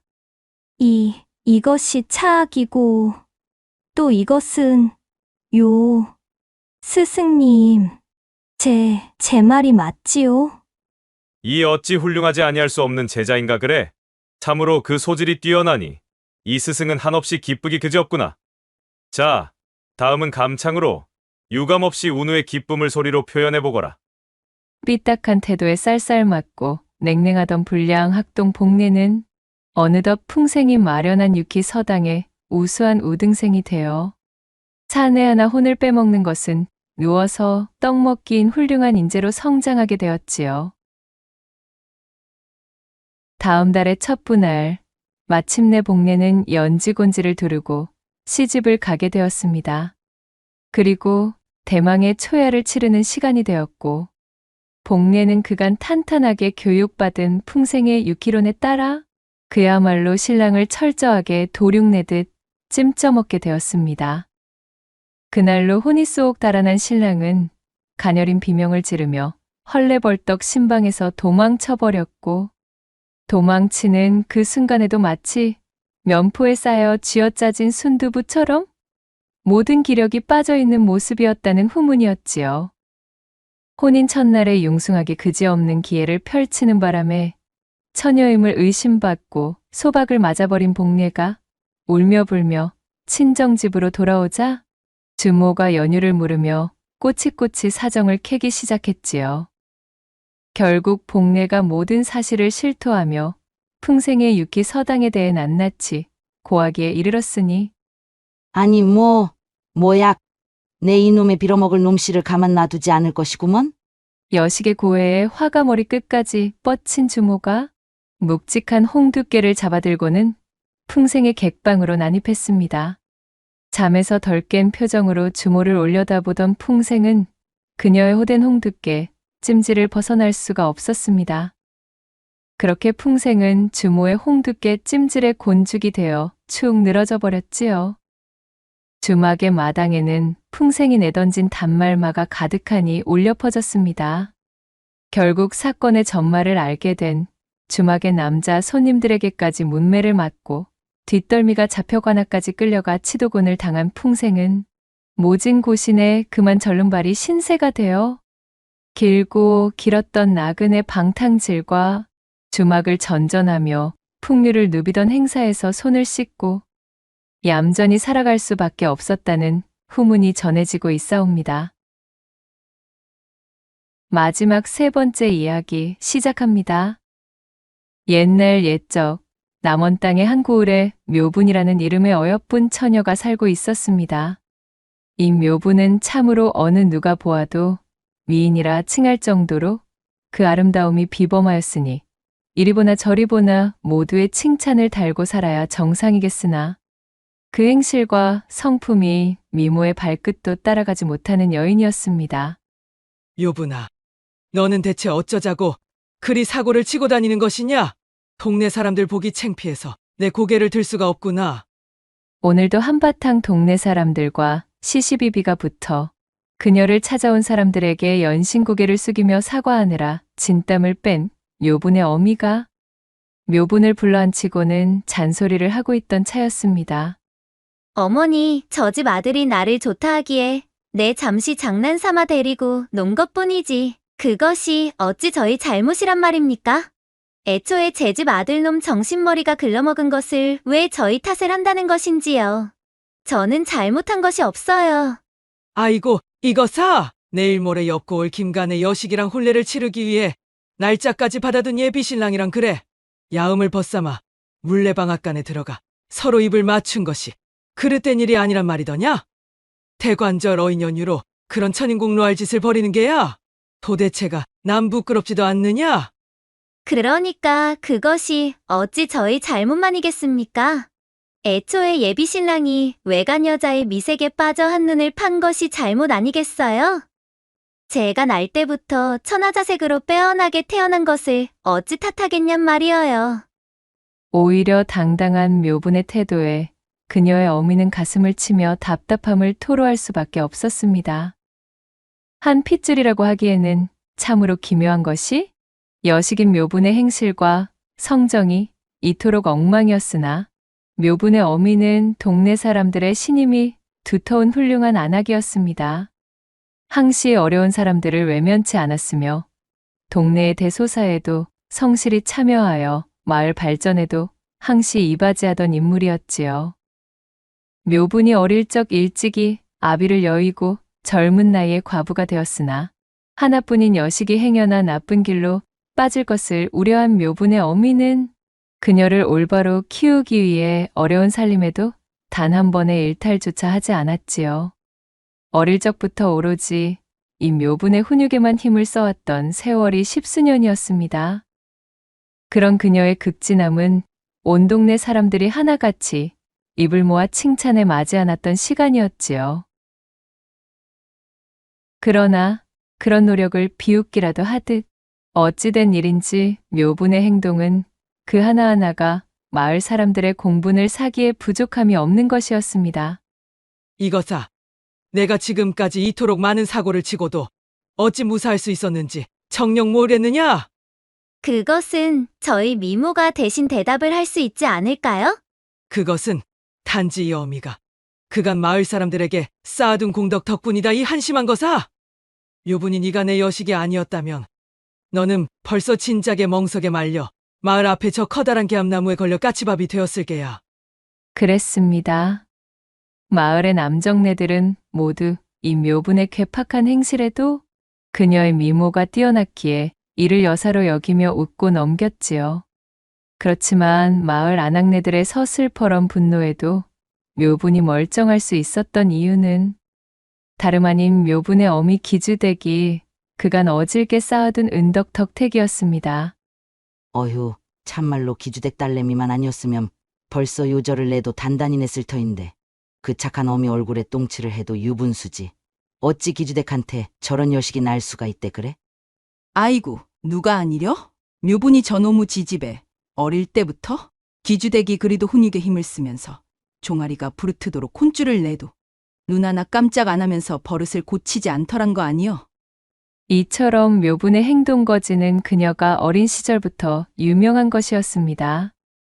그 행실의 기묘함이 해가 바뀔 때마다 변덕이 끓는 통에 종잡을 수조차 없었는데 어느 해에는 도벽에 눈을 떠 옹고을을 돌아다니며 사람들의 물건들을 슬쩍 해대 뒷산에 묻어두질 않나? 또 어느 해는 거짓말로 입이 트여 옹고을 사람들에게 거짓말을 해대는 통에 이제는 콩으로 매주를 쏜다 해도 아무도 믿어주질 않을 지경이었지요.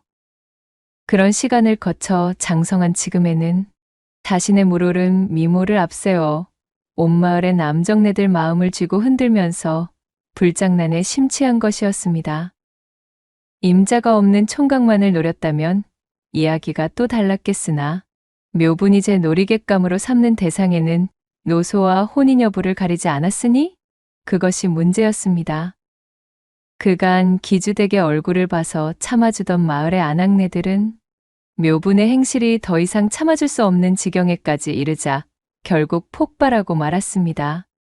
사내들은 묘분의 미모에 정신을 차리지 못하여 그녀를 두둔하기 바빴으니 아낙네들끼리 합심하여 묘분을 관하에 고발하기로 마음먹은 것이었지요. 때마침 고을에는 처자식을 한양에 두고 홀로 신관 사또가 임지로 내려온 상태였습니다.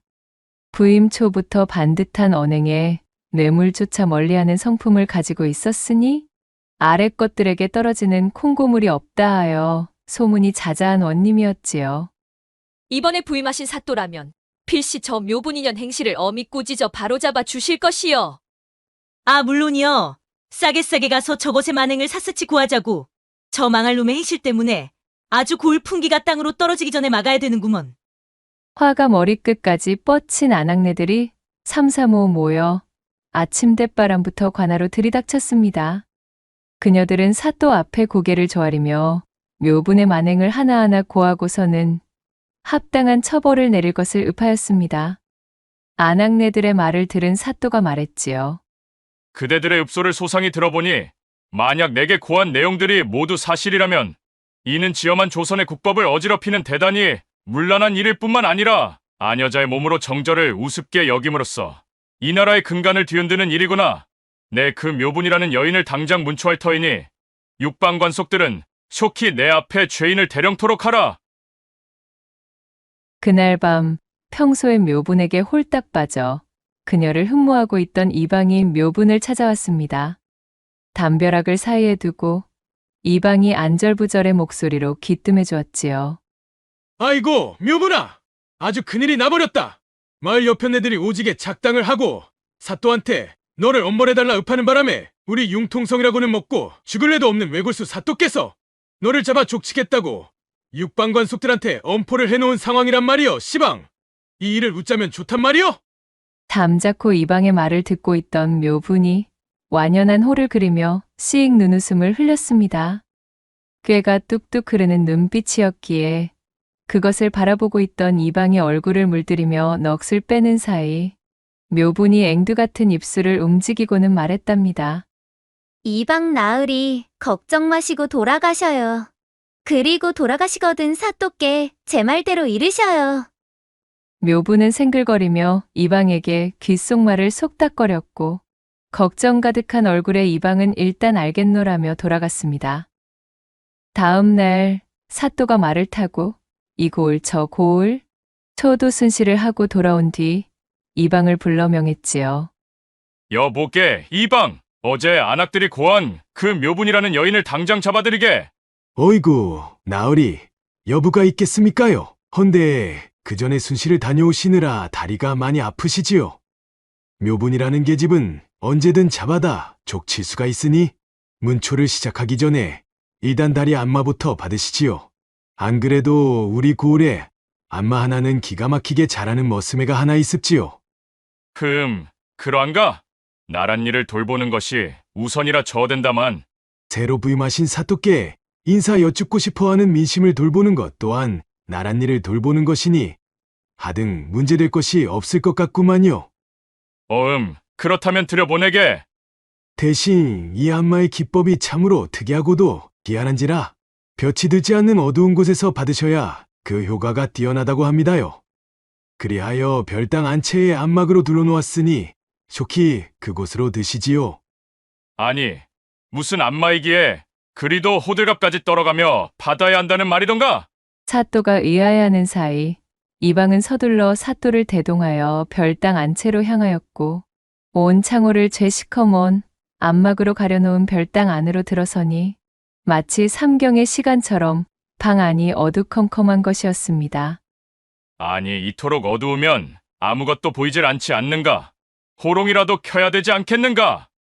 이방은 대답 대신 굽신거리며 방문을 닫고 자취를 감춰버렸고 어둠 속에서 사또가 헛기침을 하며 자리에 앉는 순간 여우털 번거지를 눌러 쓴 얄쌍한 소년이 두툼한 누비옷을 입은 채 문을 열고 들어왔습니다. 소녀는 고개를 푹 숙인 채 뒤스듬히 누워있는 사또에게 큰 절을 올리고는 말없이 사또의 다리를 잡아 올린 뒤 안마를 하기 시작했습니다. 좋은 냄새로구나. 이것이 무엇이더냐? 예, 나으리 쑥을 넣고 끓인 따뜻한 물이옵니다. 따끈한 물이 가득 담긴 대야에 사또의 발을 담그고는 사또의 발가락을 하나하나 조물락조물락 씻어내던 소년이 대답했지요. 변성기가 지나지 않았느냐? 내 분명 이방에게 듣기로는 머스매라 들었거늘. 꼭 여식의 목소리 같은 것이 참으로 여리여리하구나. 그래, 올해 몇이더냐? 예, 나으리. 올해 16대였습니다. 16이라. 그렇구만. 헌데 이 암막으로 방을 덮어놓으니 아무것도 보이지를 않는구나. 어찌 이리 어두운 곳에서 안마를 해야 하는 게인지 알려다오. 나으리, 그것은 조금 후면 자연히 알게 될 것입니다. 약효를 크게 하기 위함이니 잠시만 기다려 주시옵소서. 사또의 종아리를 알차게 주무르던 소년이 간곡하게 읍했습니다. 안마의 솜씨가 어찌나 부드럽고 훌륭한지 어두컴컴한 방 안에 누워 그 손길의 다리를 맡기고 있으니 사또는 잠이 쏟아질 것만 같았습니다. 바로 그때 사또의 솜 넣은 바지를 걷어 올려 무릎까지 주무르던 소년이 말했습니다. 사또 나으리, 이제 허벅지 안마를 하려면 아무래도 이 속옷이 불편하여 그러하오니 바지를 벗으셔야 할 것 같습니다. 그 말에 사또가 흔쾌히 바지를 벗고 짧고 얇은 속옷만 입은 채 드러누웠습니다. 허벅지를 두드렸다 간지럽혔다 하며 가녀린 두 손으로 올라갔다 내려갔다. 안마의 기세를 높이던 소년이 가쁜 숨을 몰아쉬며 말했지요. 나으리, 힘이 들어 땀이 나기 시작하는데 저도 옷과 번거지를 벗어도 되겠습니까? 그래, 그러거라. 사또의 말에 소년이 투박한 번거지와 두툼한 누비옷을 벗었습니다. 아니, 그런데 이것이 어찌 된 일인가요? 안막을 뚫고 희미하게 들어오는 빛에 반사된 소년은 어째 소년의 몰골이 아니었습니다. 새하얀 속옷의 얼굴은 햇빛 한번 보지 않은 사람 마냥 그 자태가 그야말로 백옥이요?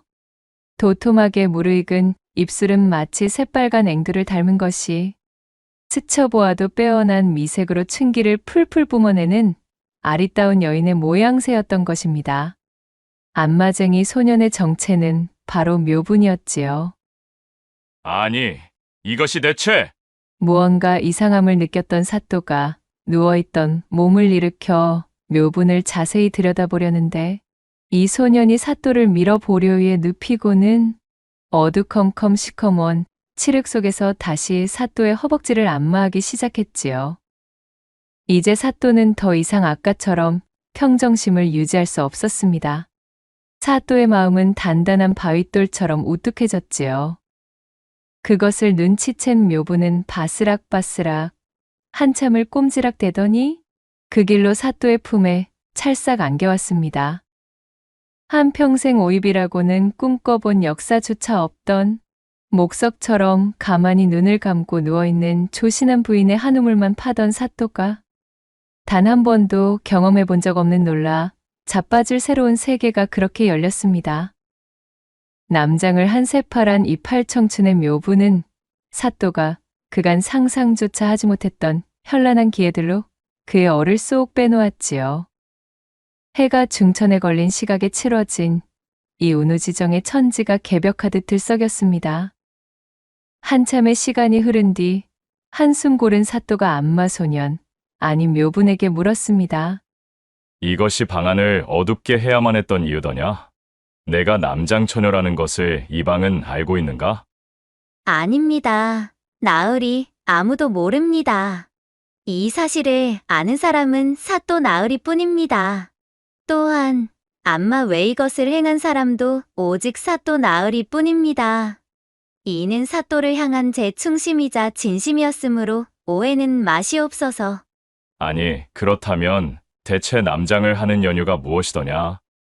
사또의 물음에 묘분이 절로 측은지심이 일어날 법한 표정이 되어 슬프게 읊었습니다.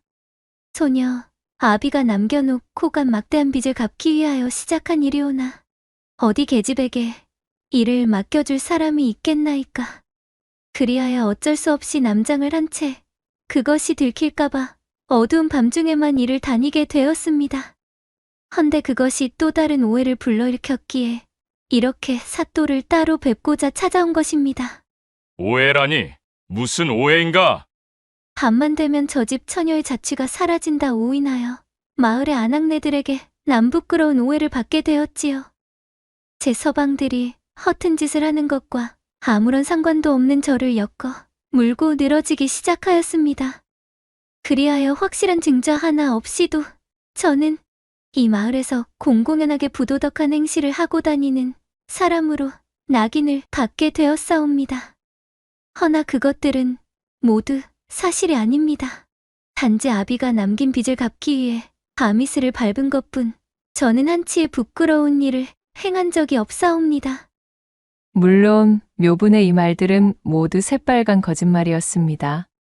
하지만 벌써 아름다운 묘분의 기에 온통 넋이 나가버린 사또에게는 구구절절 슬프고도 애절한 사연으로 다가오고 있었지요. 이런 경을 칠 일이 있는가? 마을의 모두가 작당하여 어린 한 여인을 괴롭히고 있다는 것이 내 이것들을 당장 모두 문초하여 마을의 기강을 바로 세우리라. 안 됩니다. 제발 나으리. 절대 아니 됩니다. 그저 저에 대한 추포령만 거두시고 아무런 조치도 취하지 마시옵소서. 그리 되면 저와 제 어미는 이 마을에서 발붙이고 살 수가 없게 되옵니다. 사또께서 임기를 마치고 떠나시면 저희는 어찌 살란 말이십니까? 부디 모른 척 해주시옵소서. 그날 이후 매일 밤 사또의 방으로 묘분이 안마를 해주러 왔습니다. 사또는 하루도 남장 안마사, 아니 새빨간 거짓말로 사또를 속여 먹은 묘분을 보지 못하면 병이 날 지경이 되어 있었지요. 측은하고 불우하지만 그럼에도 힘을 내 일어서려는 소녀, 마을 모두의 핍박에도 굴하지 않는, 그럼에도 그들을 벌하지 말아달라 탄원하는 어질고 가여운 소녀. 이러한 심상을 사또에게 각인시킨 묘분은 사또에겐 없어서는 안 될 존재가 되었습니다. 네가 무엇을 하든 내가 이 임지에서 부임하는 동안은 결코 너를 처벌하는 일이 없을 것이니 안심하고 있거라. 그렇게 사또를 완벽히 제 편으로 구워 삶은 묘분이 수많은 안악들의 호소와 고발에도 처벌받거나 관아에 끌려오는 일은 생기지 않았습니다. 그리하여 사또를 등에 업은 묘분의 행실은 나날이 그 정도가 더해만 갔지요. 그렇게 묘분 천하의 시간이 흐르고 흘러 어느덧 묘분에게 빠져있던 사또의 임기도 끝이 났습니다. 아쉬움을 뒤로한 채 사또는 눈물을 흩뿌리며 한양으로 돌아가게 되었고, 그간 사또의 후광을 등에 업고 고약한 심보를 놀리던 묘분은 어느덧 통기가 꽉 찬 나이에 당도해 있었습니다. 그동안 묘분의 어미 기주댁이 열심히 가세를 돌보았지만 좀처럼 살림살이가 나아지는 법은 없어 더욱 가세가 기울어져 있었지요. 하물며 어미를 도와 살림을 돌봐야 마땅했던 묘분은 사또의 안마를 비롯하여 마을 여기저기를 쏘다니며 온종일 헛짓만 하고 다니느라 도통 집안의 일에는 관심을 두지 않았던 터였습니다. 뒤를 봐주던 사또도 물러났겠다. 별볼일 없어진 집안의 여식이겠다. 게다가 그 행실이 방정맞아? 그야말로 지조라고는 눈을 씻고 찾아보아도 없는 아녀자의 낙인까지 받았겠다. 일이 이 지경이 되었으니 제 아무리 미색이 출중하다 한들 홍기가 참 묘분을 정식 부인으로 데려가겠다는 집은 아무도 없었지요. 어휴, 내 팔자야. 하나뿐인 딸 자식 홀려 올리는 꼴도 보지 못하고 죽게 생겼구나. 내가 전생에 무슨 죄를 지어 이런 꼴을 보게 되었누? 기주댁이 방구석에 앉아 가슴을 치며 신세한탄을 하고 있던 어느 날, 묘분보다 한 살 아래의 사내를 둔 집안에서 혼담이 찾아들었습니다. 시댁에서는 혼수 하나 가져오지 않아도 된다는 조건까지 내걸었으니 그야말로 기주댁은 눈이 번쩍 떠지는 것이었지요. 한 살 아래에다가 제치라니요. 저는 시집 한번 가지 않은 처녀인데 어찌 그런 사내에게 시집 가라는 것이에요. 내가 지금 이 마을에서 뜨신 밥 쉰 밥 가리게 생겼느냐? 온 동네 방네 소문이 나서 이웃 고을까지도 내 방정을 모르는 사람이 없다 이거사. 집안 형편이 기울어 혼수 마련할 돈도 없던 차에 혼례는 꿈도 꾸지 못하던 우리에게 그야말로 하늘이 주신 기회이거늘.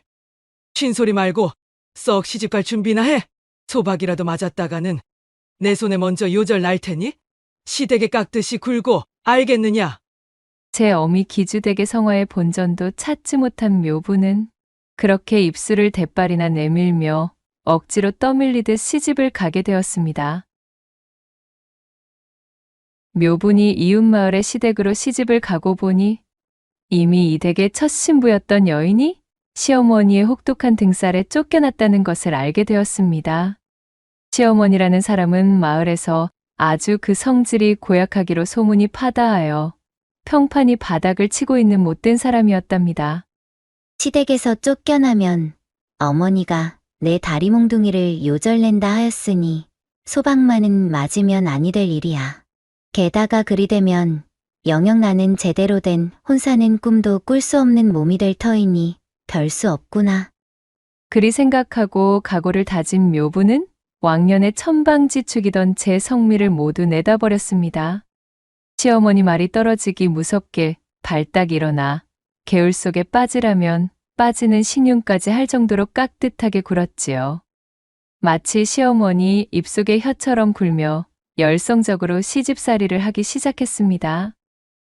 헌데 이것이 어찌된 일인지 시집살이를 하기 시작한 묘분에게 닥친 시댁의 문제는 더욱 엉뚱한 곳으로 달려가고 있었습니다. 저녁상을 치우고 설거지를 마친 뒤 침방에 들어가 곱게 누운 묘분에게 신랑이 다가왔습니다. 어이쿠 임자, 고생 많았소. 그럼 어디? 그리고는 묘분을 꼭 끌어안으며 마카판을 시작하려는 참이었지요. 그 순간 바로 문 밖에서 대문이 떠나가라는 듯 큰 헛기침 소리가 들리더니 얘 새아가 목이 막히는구나. 가서 물 한 사발 떠오너라. 라며 시어머니의 외침이 들려오는 것이 아니겠어요? 그 외침 한마디에 그야말로 신랑 신부가 한 몸이 된 이불 속으로 찬물 한 동이를 쏟아붓는 꼴이 되고 말았습니다. 네네, 어머님. 묘부는 어처구니가 없었지만 후다닥 일어나 치마 저고리를 걸치고 부엌으로 달려나갔습니다. 그 길로 물 한 사발을 떠다 시어머니에게 바치고 돌아오고 나니 뜨거웠던 신랑 신부의 마음이 스르륵 식어버렸고 얄궂은 시어머니가 또 언제 고양이 걸음으로 다가와서는 문 밖에 쪼그리고 앉아 있을지 몰랐기에 신랑 신부는 등을 마주 대고 밤을 새우고 말았지요.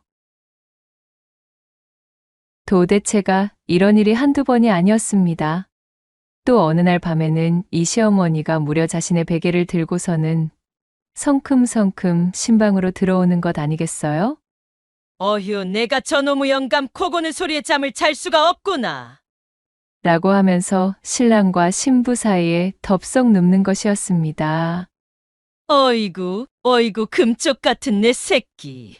마압소사, 묘부는 제 눈을 의심했지요. 급기야 이 시어머니는 징그럽게도 신랑을 안고서는 잠을 청하는 것이었습니다. 아무리 품 안에 자식이기로서니 그래 다 큰 아들을 두고 이것이 대체 무슨 일인가요? 그뿐만이 아니었습니다. 어쩐 일로 며느리를 위해 준답시고 한약 12첩을 지어온 뒤 그것을 푹 꽈 다려주면서 하는 시어머니의 말이 가관이었습니다. 얘야, 보약을 먹을 때는 기운을 중히 여겨야 하기 때문에 절대로 합방을 하면 아니 된단다. 라는 말 같지도 않은 핑계와 함께 새색신 묘분이를 문간방에 따로 재우고 시어머니가 신방에서 아들과 함께 잠드는 것이었습니다.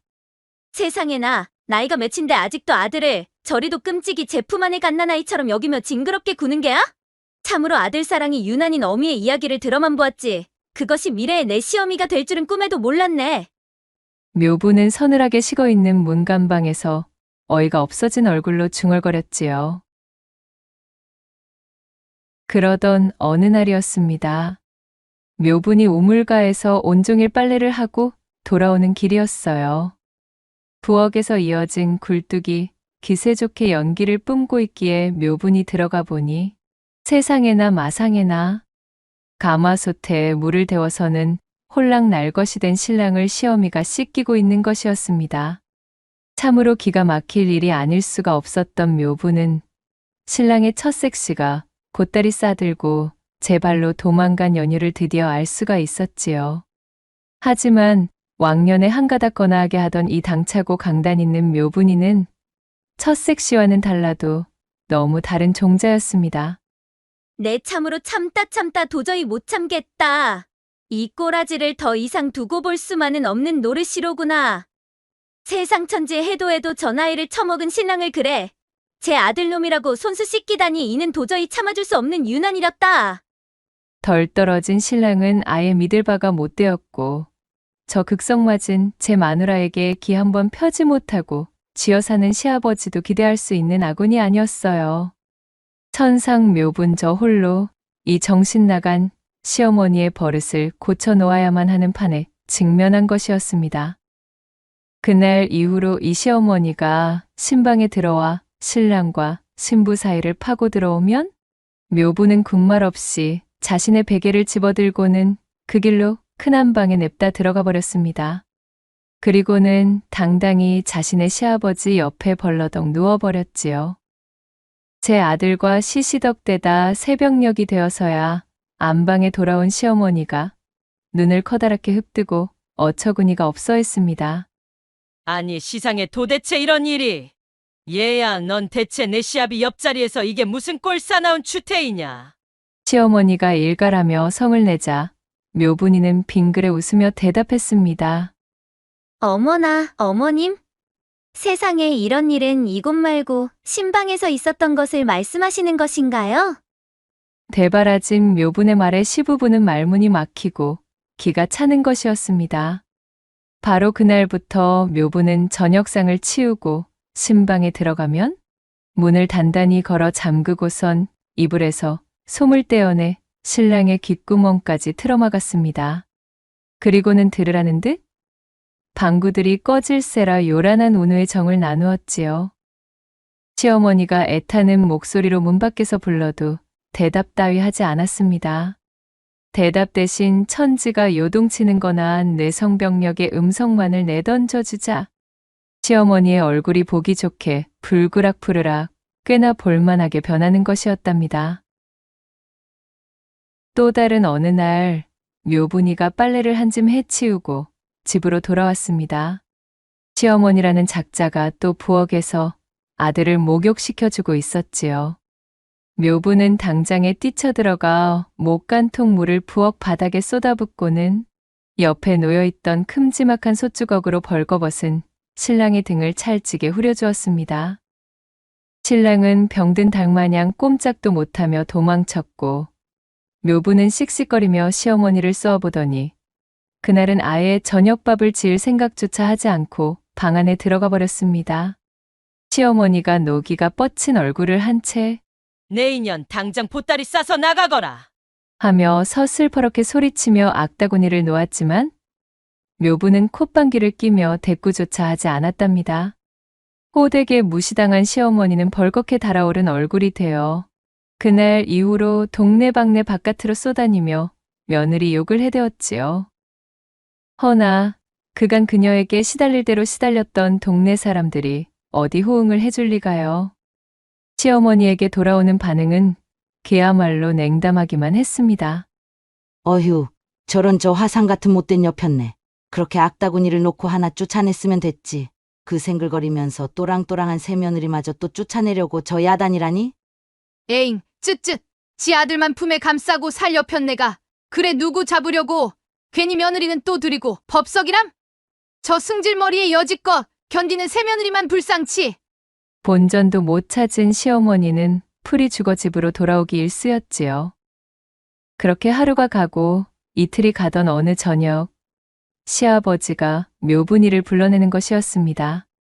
그녀가 사랑방으로 건너가니 탁배기를 한 장 걸쳐 거나하게 불쾌해진 시아버지가 껄껄 웃으며 말했지요. 그래, 새아가. 내 요즘 참으로 너의 덕분으로 내 가슴 속 40년 묵은 체증이 씻은 듯이 내려가는구나.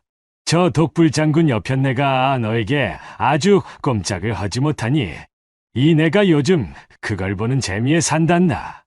옛다, 이거 바꿔라. 시아버지가 내민 것은 다름 아닌 집안의 곳간 열쇠 꾸러미였습니다. 어머? 아버님, 집안 살림을 저에게 맡겨주시는 것인가요? 아, 물론이다마다. 새아가 내 덕에 이 집안의 이치가 바로 서는데 내 당연히 너에게 살림을 맡기는 것이 지당한 법 아니겠느냐. 시아버지는 통쾌하게 웃으며 묘분의 등을 토닥여 주었지요. 묘분은 살쭉 웃으며 시아버지에게 큰절을 올리고는 아버님을 실망시켜 드리지 않겠노라 당당히 이야기를 해두었습니다. 이튿날 동이 트고 날이 밝자마자 시어미가 방문을 세차게 두드리며 소리를 질렀습니다. 예, 새아가 곳간 열쇠가 보이지를 않는구나. 열쇠를 잃어버렸다고 설레발치는 시어머니의 성화에 묘분이 천천히 방문을 열고 나와 말했습니다. 어머님, 곳간 열쇠는 제가 잘 가지고 있으니 걱정하지 마셔요. 매야? 그 말에 눈이 뒤집혀 팔을 뻗고 달려드는 시어미를 묘분이가 슬쩍 뒤로 피하며 몸을 뺐습니다. 시어머니는 제풀을 이기지 못하고 그대로 묘분의 뒤에 쌓아둔 거름더미에 철푸덕 처박히고 말았지요. 어머나, 어머님, 괜찮으셔요? 이 일을 어쩌면 좋아앙? 묘분이 터져나오려는 웃음을 참느라 끄끄대며 물었습니다. 힘으로는 젊디 젊은 이세 며느리, 그것도 왕년의 마을 사내들을 모두 제 수족처럼 부리던 불여시한테 당할 수는 없는 노릇이었지요. 걸음 더미에 주저앉은 시어머니는 분한 마음에 발을 뻗고 목 놓아 울음을 터뜨렸습니다. 그러나 아들도 시아버지도 누구 하나 나서 그녀의 편을 들어주지 못하였지요. 집안의 서열은 이제 시어머니에서 바로 이 세 며느리에게로 넘어온 참이었습니다. 시어머니는 이튿날부터 그야말로 사람이 달라졌습니다. 한겨울의 서리를 맞아 풀이 죽은 구렁이처럼, 또한 팔팔 끓는 물에 데친 시금치처럼, 흡사소금에 폭삭 절여둔 배추마냥 그 드세던 기가 팍 죽어버렸지요. 이후로 시어머니는 신랑과 묘분의 신방 근처에는 얼씬도 하지 않았답니다. 묘분은 자신의 승리를 달콤하게 만끽하며 이후로 집안의 살림을 알차게 꾸리기 시작했습니다. 또한 신랑과의 운우 역시 꽃을 피워 그 이듬해 달덩이 같은 아들과 토끼 같은 딸을 연달아 얻으며 집안의 웃음꽃까지 안겨주었지요. 이후로도 묘분은 어린 시절의 치기 어린 행실과 담을 쌓고 가정을 충실히 돌보며 신랑을 내조하여 제 본가의 궁핍함까지 덜어줄 수 있을 정도로 살림살이를 불리게 되었으니 마을 사람들은 그 고약하던 시어머니를 감화시킨 이 묘분의 강단과 실행력을 칭찬하기에 이르렀답니다. 그리하여 새롭게 터전을 잡은 마을에서는 아낙네들 모두의 귀감을 얻어 묘분은 이후로도 풍성한 곳간을 채워나가며 행복하게 살았다는 후문이 전해지고 있사옵니다. 낭독해드린 이야기가 마음에 드셨다면 구독과 좋아요, 댓글로 야담상회를 응원해 주셔요. 늘 잊지 않고 야담상회를 찾아주시는 마님과 선비님들 시청해 주셔서 참으로 감사하옵니다.